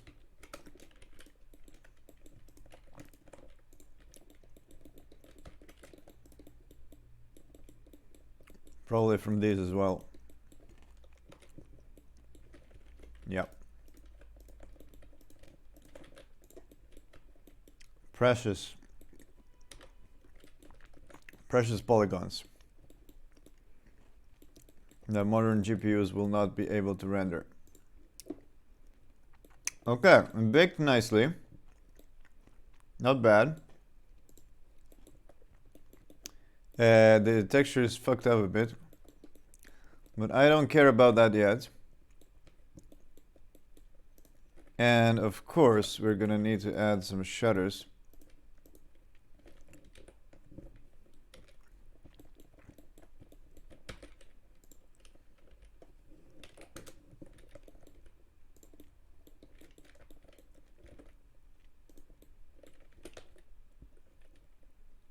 Ah,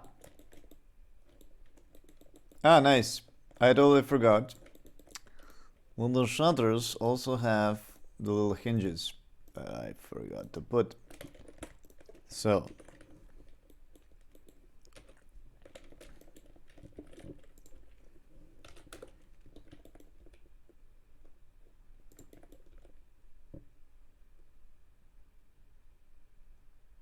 there's one, and then we have the one on the bottom.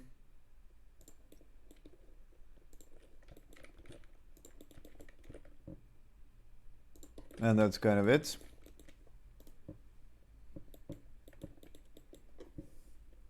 Cool. We have a nice house. Let me actually move this window more.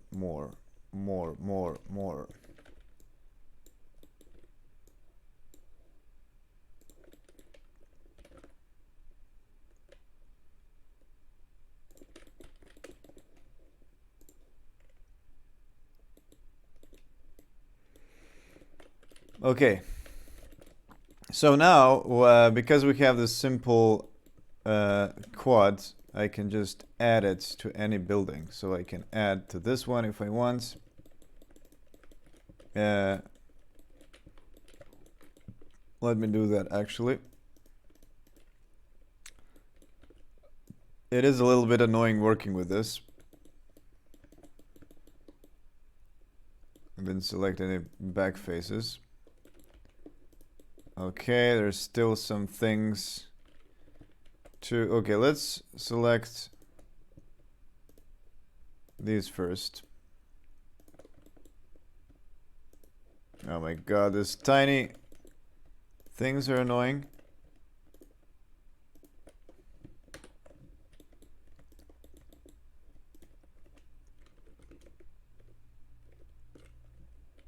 Okay, so this is all the objects. We can flip it around. Oops. Flip it around 180 degrees. And then slap it on this one. I'm gonna separate. I'm gonna delete these. Merge these two.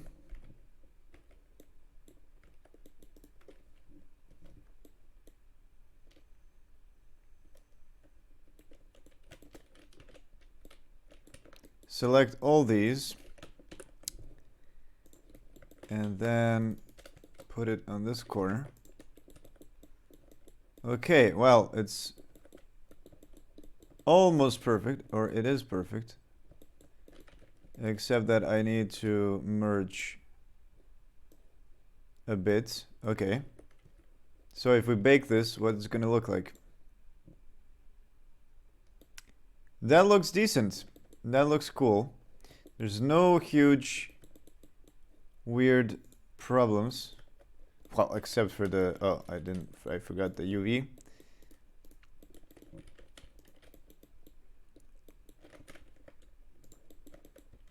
Okay, let's do the seams here and here, and then I can select this material and seam. Oh, cool! You can actually press shift to put multiple things. Nice. I didn't even know that. Okay, now let's see what it does it look like. Okay, let me box project and then put it somewhere here as it was. So there it is. We fixed a little bit of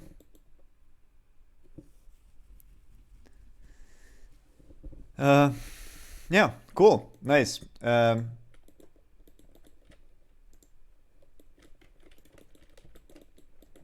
So, we have a nice house with 2 windows. Are they maybe too close? I don't know. Is there 3 meters between them?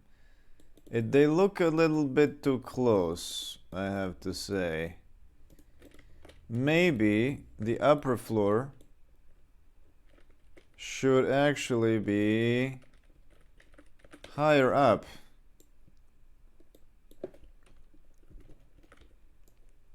I think it should actually. Yes. I think I fucked that up. And now I'm gonna fuck up the UVs completely. Oh yeah, it looks a lot better when you put it closer to the roof.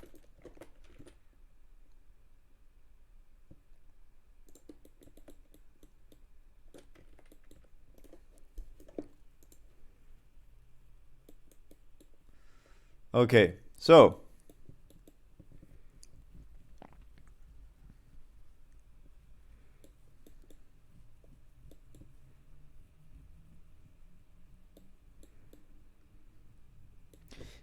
the thing is that we can already, like, I have these nice houses, and I can kind of already build a little town out of these, which is the goal, ultimately.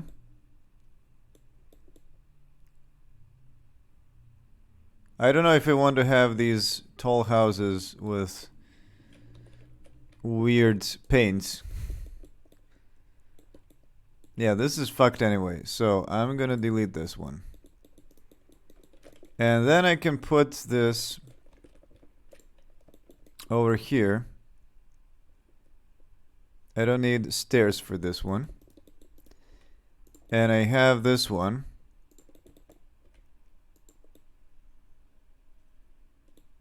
Which doesn't have a door. Okay, what if I put it here somewhere? And then there's the church. Well, the church is right next, which sucks.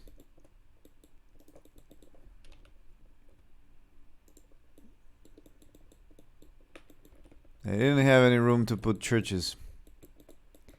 Oh yeah, let's move the church down so that it can...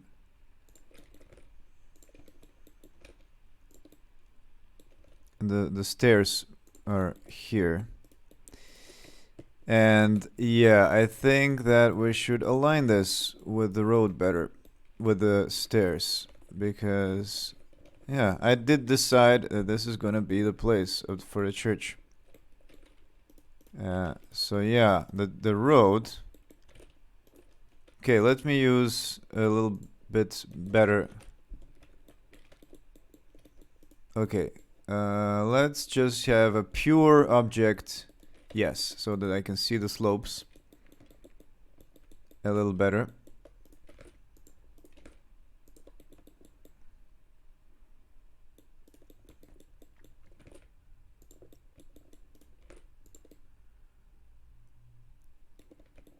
Maybe I should have a little drop down.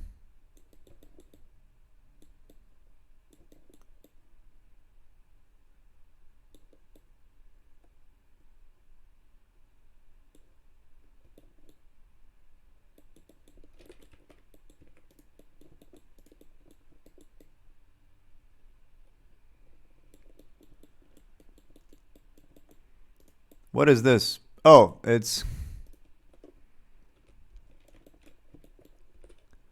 the gutter from this house.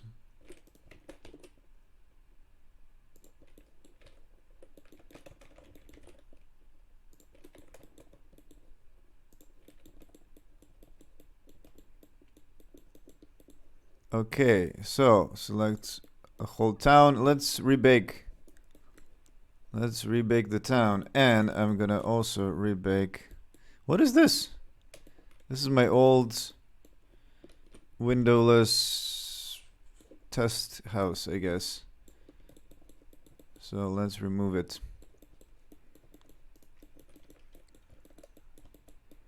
Maybe I should add a few more houses here. This is a house without a door. I should add some doors first. And this, let's bake.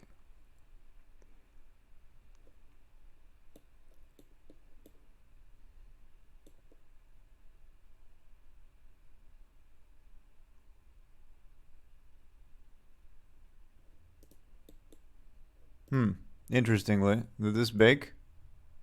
Ah, there, it baked now. Okay. Let's see how my little town looks like now.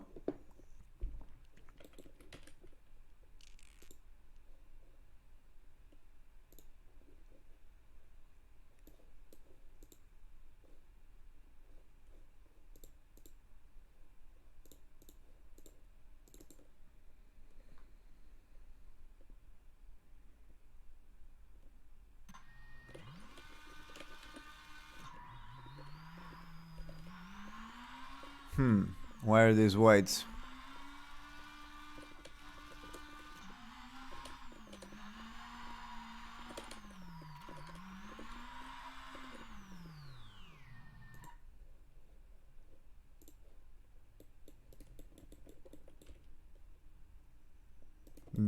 Did it bake? Did it bake? Did it bake? Oh, I know why. Because of this. Okay.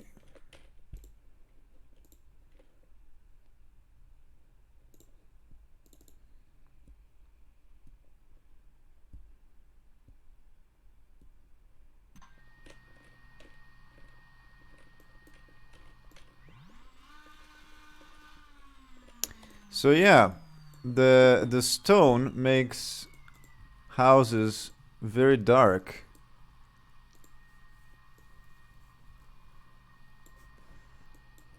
Unfortunately.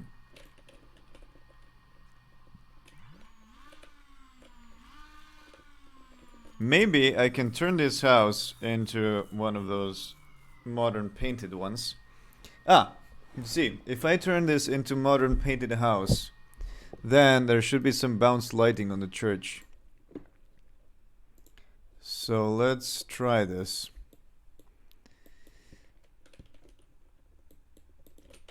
Maybe I move it into the other house like this. And then instead of using house stone, I'm gonna use house paint. So bright. And let's re-bake the town.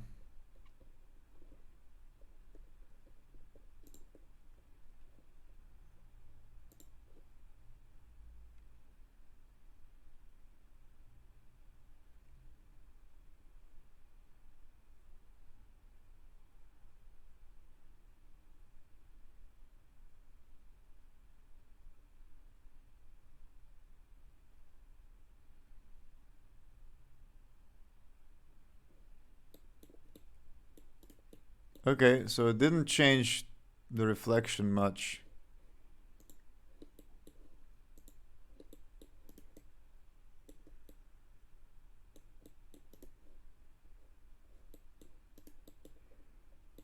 But let's see in game. Let's see how it looks in game.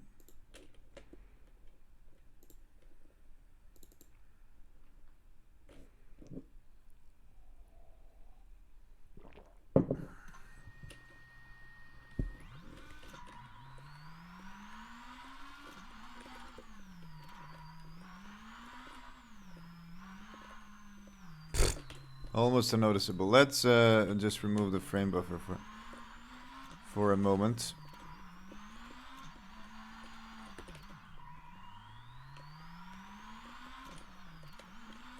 Oh, the stairs is just hanging there. So, yeah, it barely adds anything. I think it needs to be taller to actually influence the church. That's the problem. What if I put one of these houses on cross?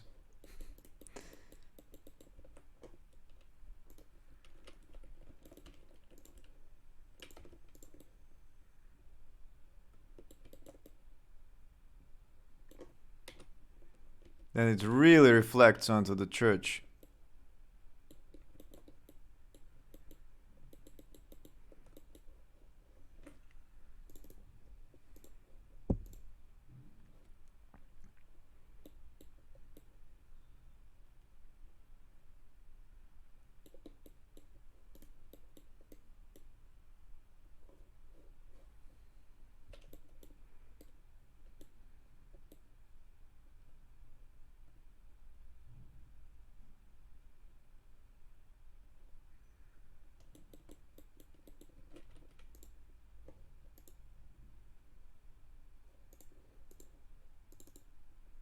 Oh, wrong one, wrong one. Oh, it's gonna crash, it's gonna crash.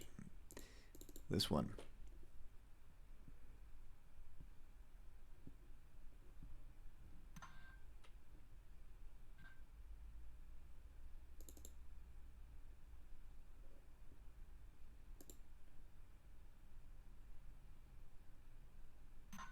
What?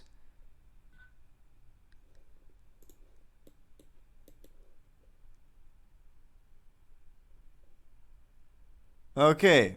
There is some bug.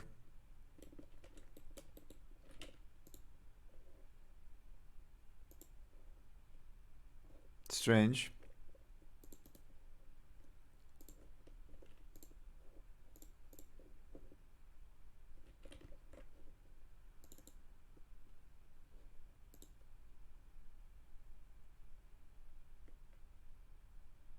Okay, no bugs now. What? Okay, shit.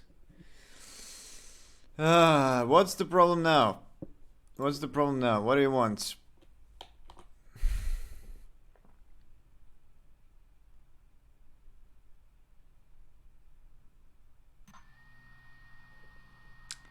Nope, not that.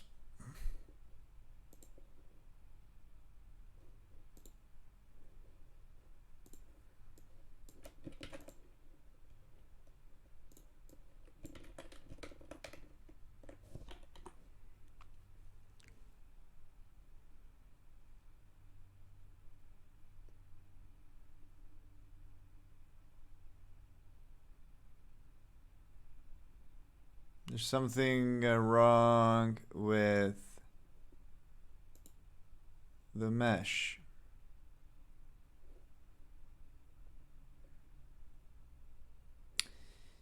You know what? This is something that I had to do a long time ago. Where is this in the assets manager? When I push all the stuff, then I say meshes size. Yeah, let me actually, instead of assert,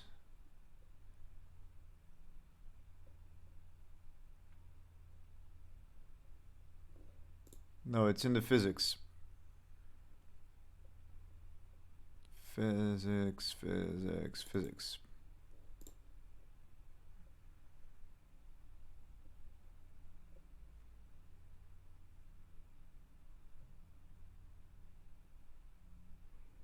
Yeah, I'm not asserting here. Wait. This is a new.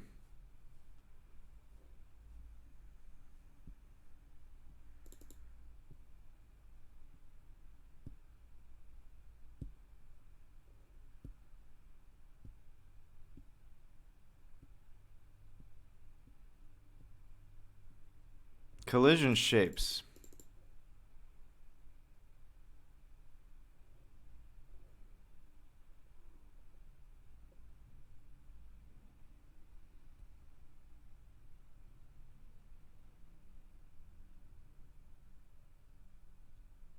Here we go again.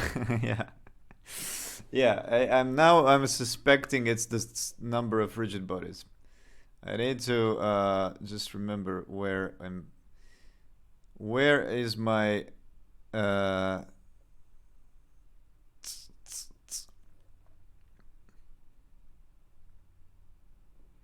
so I'm definitely adding shapes. So there's two things in Bullet. There's shapes and there's bodies. Just like in Unity, you have colliders. Those are basically shapes. So there's a meshes that define. But yeah, I need to assert here if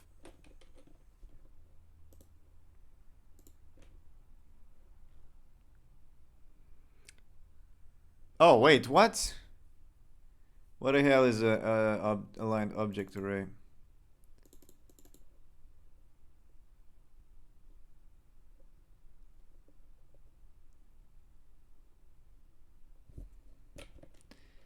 So, oh, there is a body capacity. Okay, so I do have some capacity. But what is exactly this?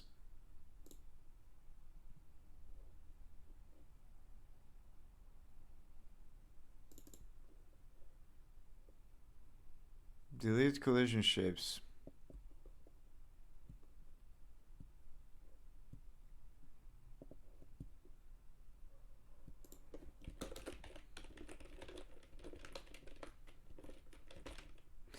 It does have a capacity, so BT aligned is actually probably backed by a vector or something, or a custom vector. So when I initialize this, where do I initialize? Add shape. Physics. Do I even initialize this?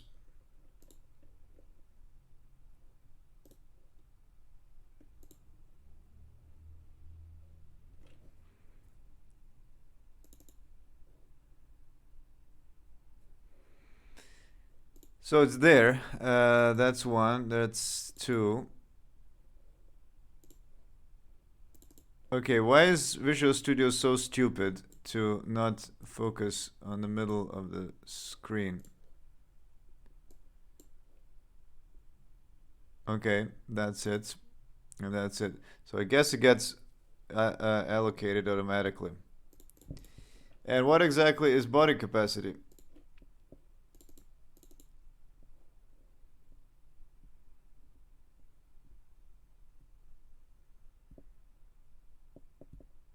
Body model pairs.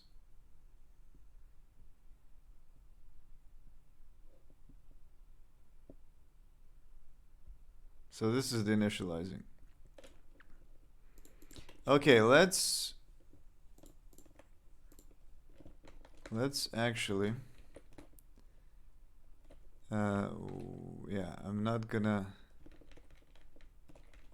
do anything here. Instead, where do I actually initialize physics? Probably in the engine. Physics.init. There it is, with the default.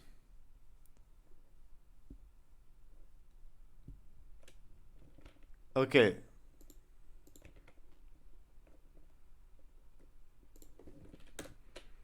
I'm gonna do a shitty thing, so that I don't have to use the default one. I'm gonna say physics init parameters.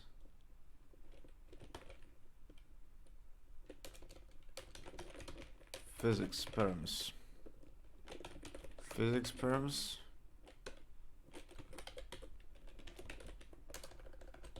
Create a default, and then body capacity is gonna be 1024.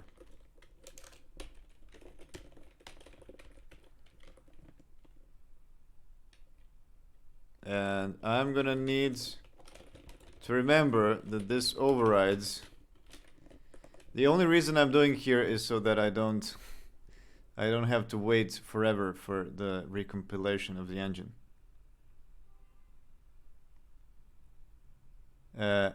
If I change it in the CPP, I just need to recompile engine CPP.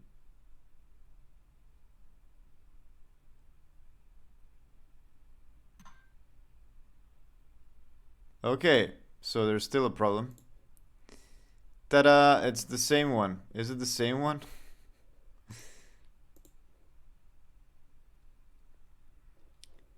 So it's not physics.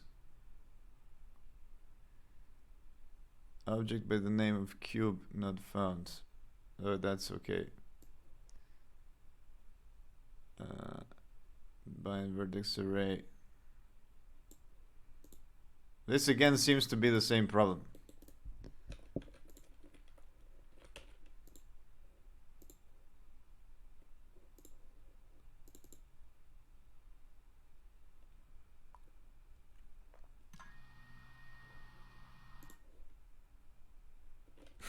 Okay, so it works without this object. Let's check the count of objects again. What does it say? Scene.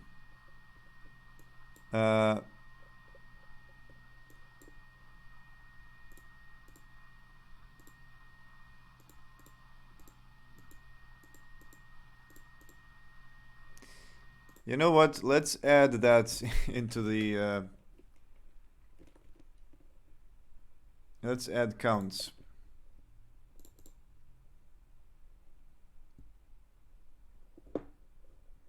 Where is my debug? There it is. Shaders, materials. Okay, so let's add an mgui text which says count. Count, and then I'm gonna add capacity. Assets, materials size, assets, materials, capacity.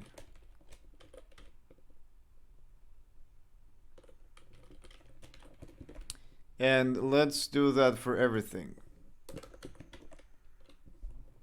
So we're gonna have one here, we're gonna have one here. We're gonna have textures, and then let's replace this with textures.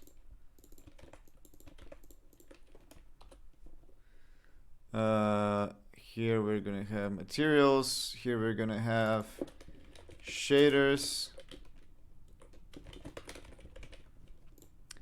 and here we're gonna have meshes.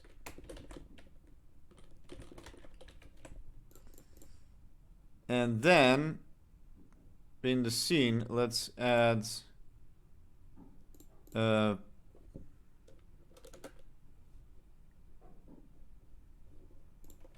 count objects.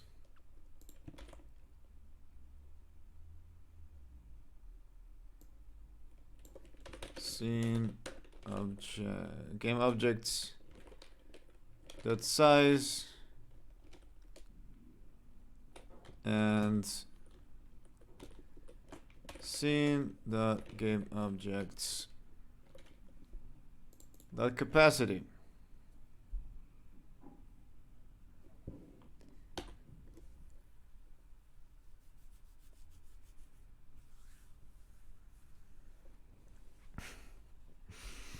Here we go again.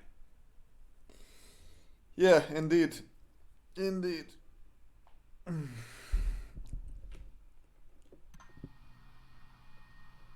Okay, so let's see. What does it say? Scene. We have 130 objects out of 2048, so it's not that. Okay, meshes. Ah! There we go. We have 126 out of 128. Shaders.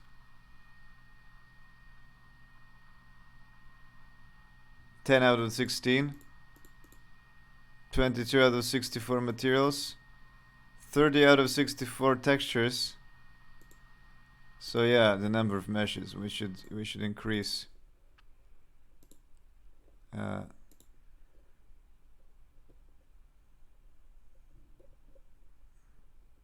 So where was that? Initialize everything. Init all. Where is my init all? No, load all. Load all.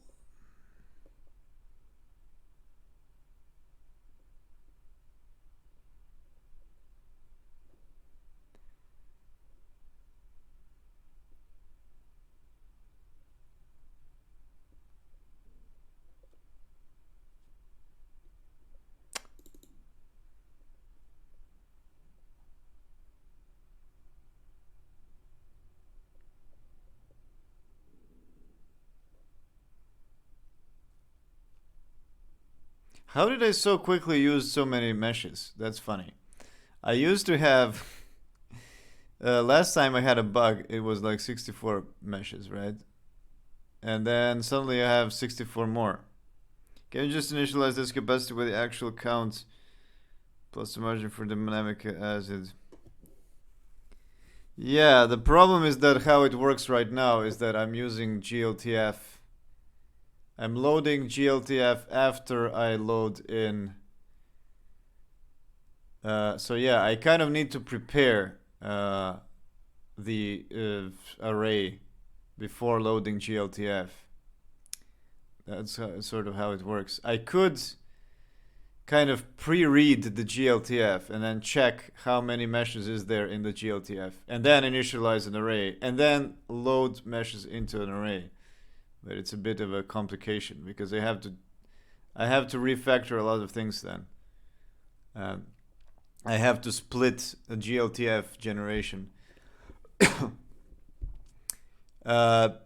I could, however, add some kind of a check in the GLTF. Before loading a GLTF, I could say, hey, you can't load this amount of objects because you don't have enough space.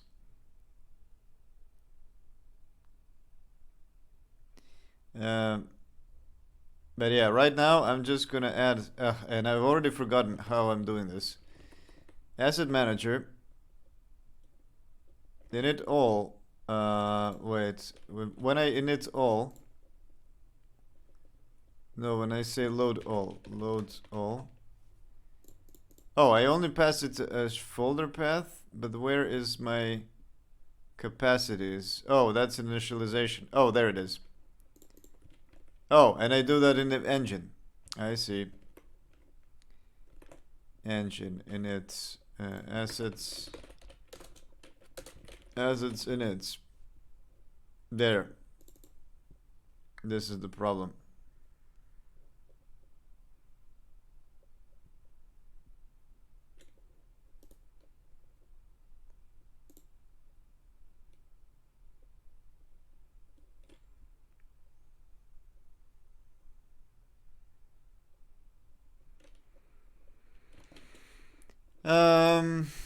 You know, I don't have time for this. I am going to just go into the asset manager. The best way would be to add this assets.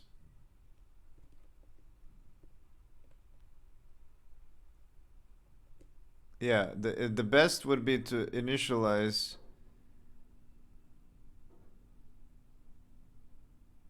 with the defaults. But you know what? I'm just gonna add it here. So let's just make it 512. And then now I have to wait for the entire. Whenever you change a header file, you have to now you have to rebuild the whole engine, which is why I didn't want to change these numbers, these defaults. But yeah, the best would be to have a value here, default texture parameters. No, not default texture parameters, but like initialization parameters as a separate thing.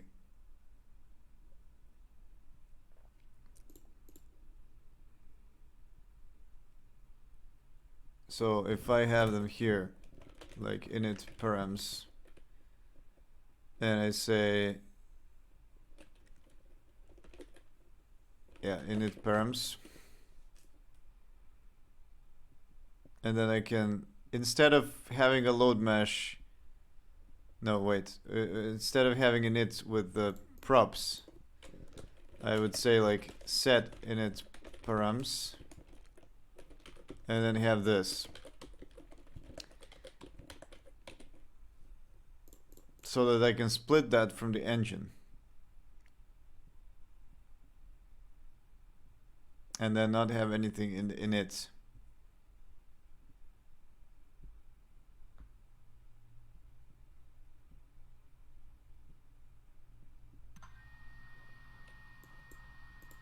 Okay, so let's check meshes, number, capacity. Okay. So let's see if this has fixed it. If I bring back my house.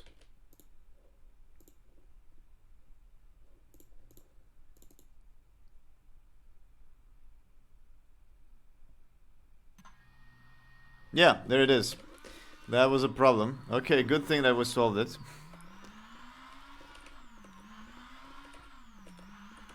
Cool. So the house is there. Behind the cute gate.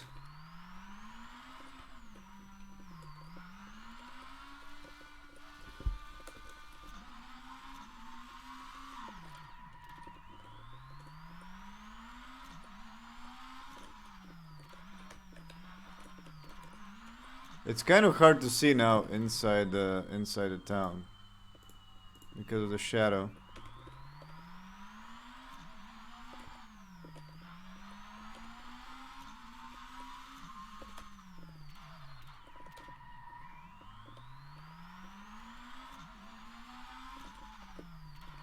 Need some windows on this side though.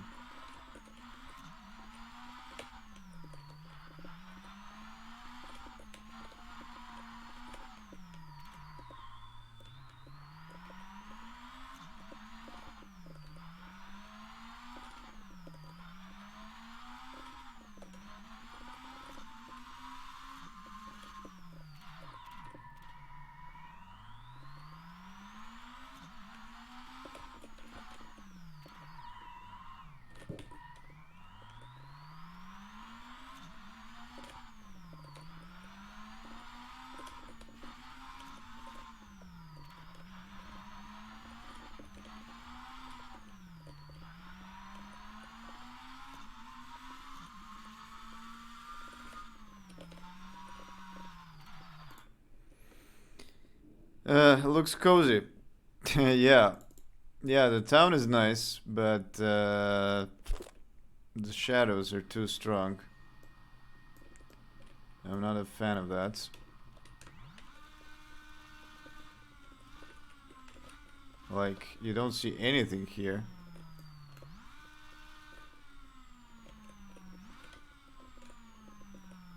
And especially this, where the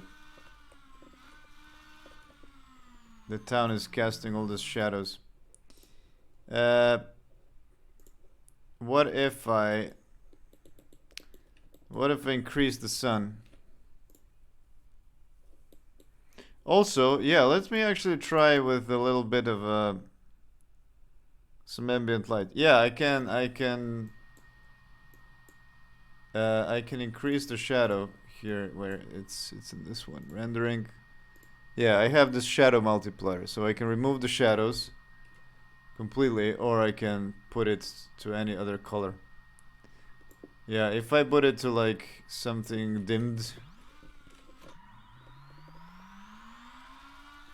So that's sort of kind of ambient color. Yeah, it does look terrible.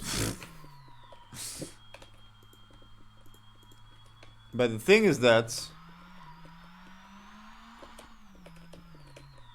Oh, I mean, it looks okay. Well, the car should be also that color. But the thing is that, yeah, no, I'm not a big fan of just increasing the ambient color because then you lose all this definition inside. Like when inside some big hole, it should be pitch black. Like there shouldn't be, you know. And as well, now if you go through the tunnels, these tunnels, it's now, you know, very kind of lame grayish instead of pitch black as it should be. So I think that I should just somehow increase the bounced light, or not like change add steps of frustration to list for 16. Yeah, I don't know. Let's try to increase the sun power of the sun. Let me redo this.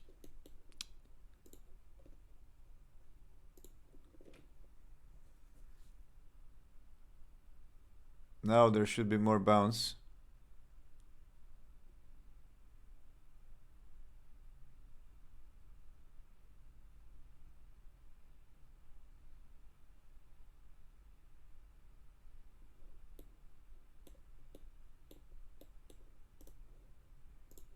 And also this.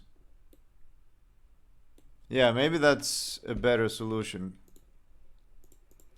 Just increase the bake.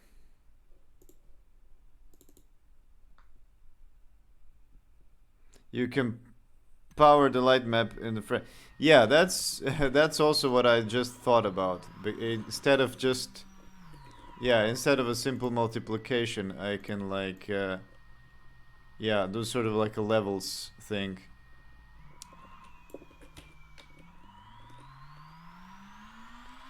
Well, still not great. I don't know. That don't feel like it did much.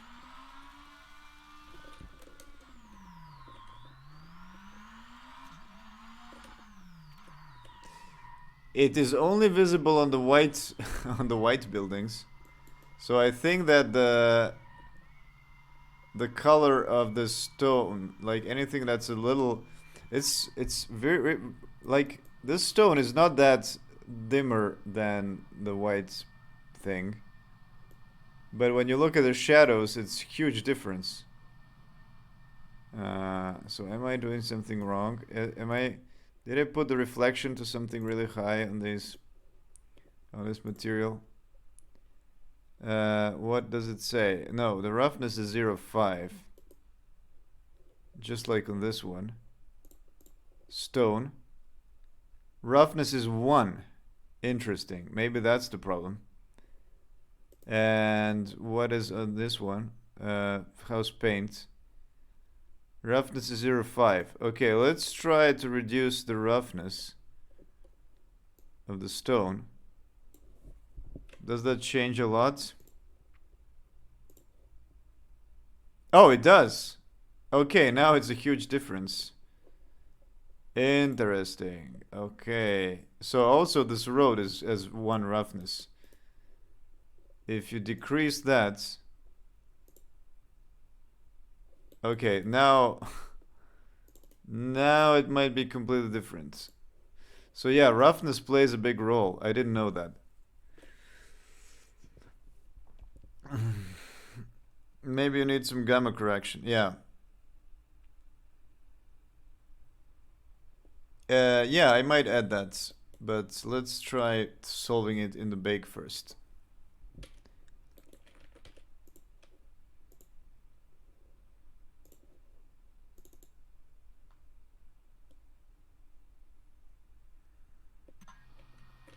Oh, look at that. Yeah, it was the fault of the roughness, but now the shadow is so dark compared to the bounce.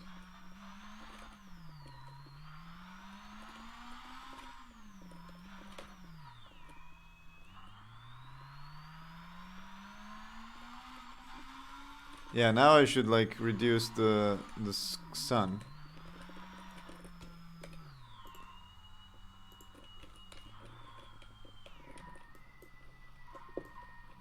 Nice. That looks pretty cool.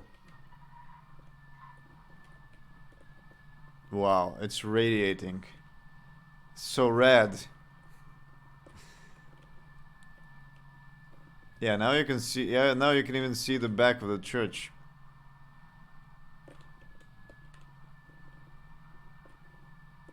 That's pretty cool. Oh, I like, oh my god, this looks cool.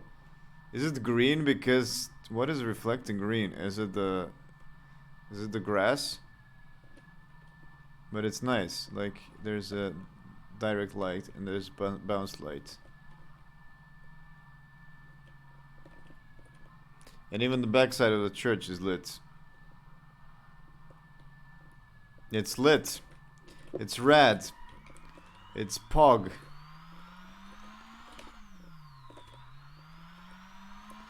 So yeah, I actually need to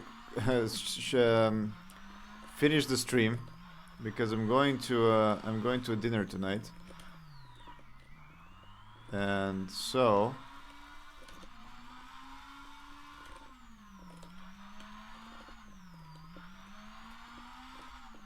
yeah, I might be back later if I come back soon enough. And but yeah, I'm tonight. If I'm not on stream, I'm going to just assemble. Yeah, this is great actually. I really like it, except that yeah, let's try reducing the sun actually. No. Sun. Hello sun. Let's reduce the power. What was that? That was here. Let's reduce to 500. So yeah, if I want to control the bounce, I guess I need to think a lot about the smoothness. Why is bake? What is this? Town select bake. So yeah, I need to think more about smoothness. So I guess I can try. What's the smoothness of other stuff? Yeah, this one has roughness. Let's reduce roughness of everything.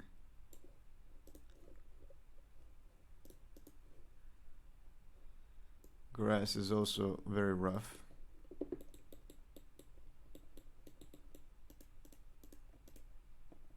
Let's rebake this.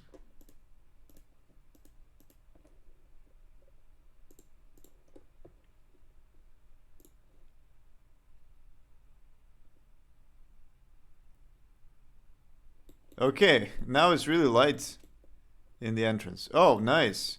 This is super cool bounce light actually. But the problem is that the car is not, the car is now not looking into like GI stuff. The car is just doing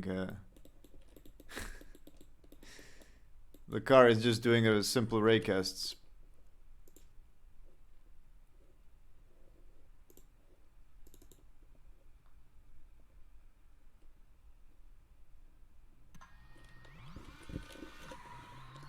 Okay. The town looks much better when it's backlit. The roads, I think I need to fix the road smoothness as well. Is it? Wait, let me check.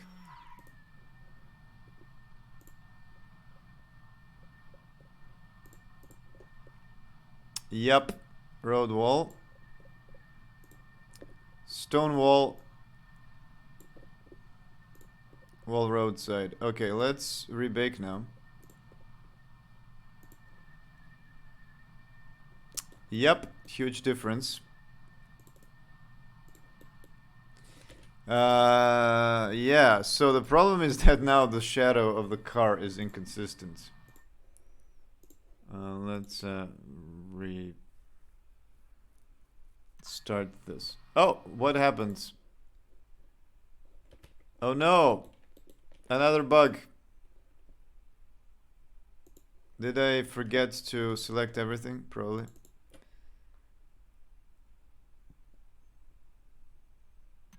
I need to make sure to select everything when I...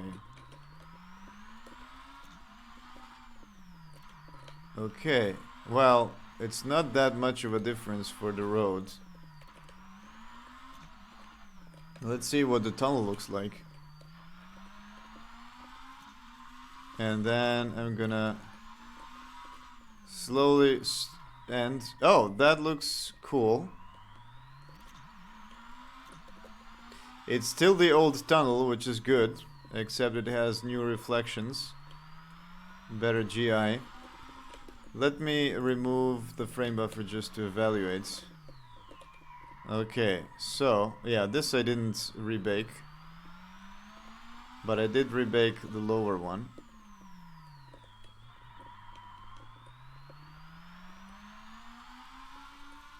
Cool. Yeah. There is some, like, smooth shadows.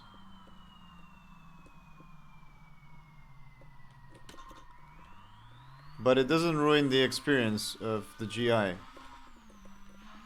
So yeah, that's great. Okay, I think the GI story is finally complete, and I can live with this. I can live with this better with the smoothness correction, which I had no idea about. And it makes the town a little much more visible on this side, which is perfect. And you can even you can even see that this is a church when you come here. So, and then you drive around the church. Good. We have found a way for the church, and we have found a way. Oh, and there are some. Oh, and there we have a perfect ending, which is a crash by hitting the door. Perfect ending to the stream. So yeah, thanks for being around. We've done some churches positions, some GI fixes, and also some bug fixing and improving. Yeah, I should add these initialize parameters for the asset manager. Wait a minute, it already exists. I didn't even have to make this. But it doesn't actually use them, right?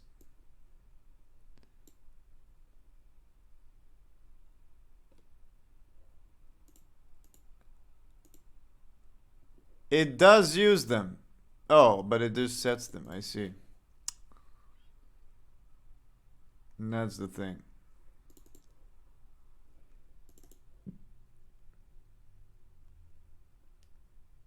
Yeah, I should split the setup from initialization. That's the problem I had. So now doors are crashing the stream as well. Did the stream crash? No, it didn't. Everything is fine. Okay, so thanks for hanging around, and I will definitely continue tomorrow, if not tonight. I don't think I'm gonna stream tonight, but I want to finish. I want to finish the goddamn town today, so I'm gonna assemble all the houses, put the church, the little thing in front, and tomorrow I might actually just add a few more props to the town, put it around, and that should be it when it comes to town. And then there's a lot of work for the rest of the track. I need to do some welding of the mountains. Yeah. Still a lot of stuff to do, which is this. And I even have to finish this up. Cut this road. Merge the mountains to the road. And make these bridges over the little streams. There won't be time to make the streams though. But yeah, and then the track is going to be complete, hopefully. And then we have all the rally paraphernalia, like timing stuff, and yeah. So that's gonna be a cool. That's gonna be a cool stream, I think, making checkpoints work and everything and timing. So yeah, I'm intending to use bullet triggers for that because that's the simplest way to do it. Might not be the most precise, but for the first release, I'm gonna do that. So again, thanks for being here. If I don't show up tonight, I will definitely show up tomorrow, starting around 3 or 4, like today. I have to replace this house with a new house. So yeah, thanks. See you around. Goodbye.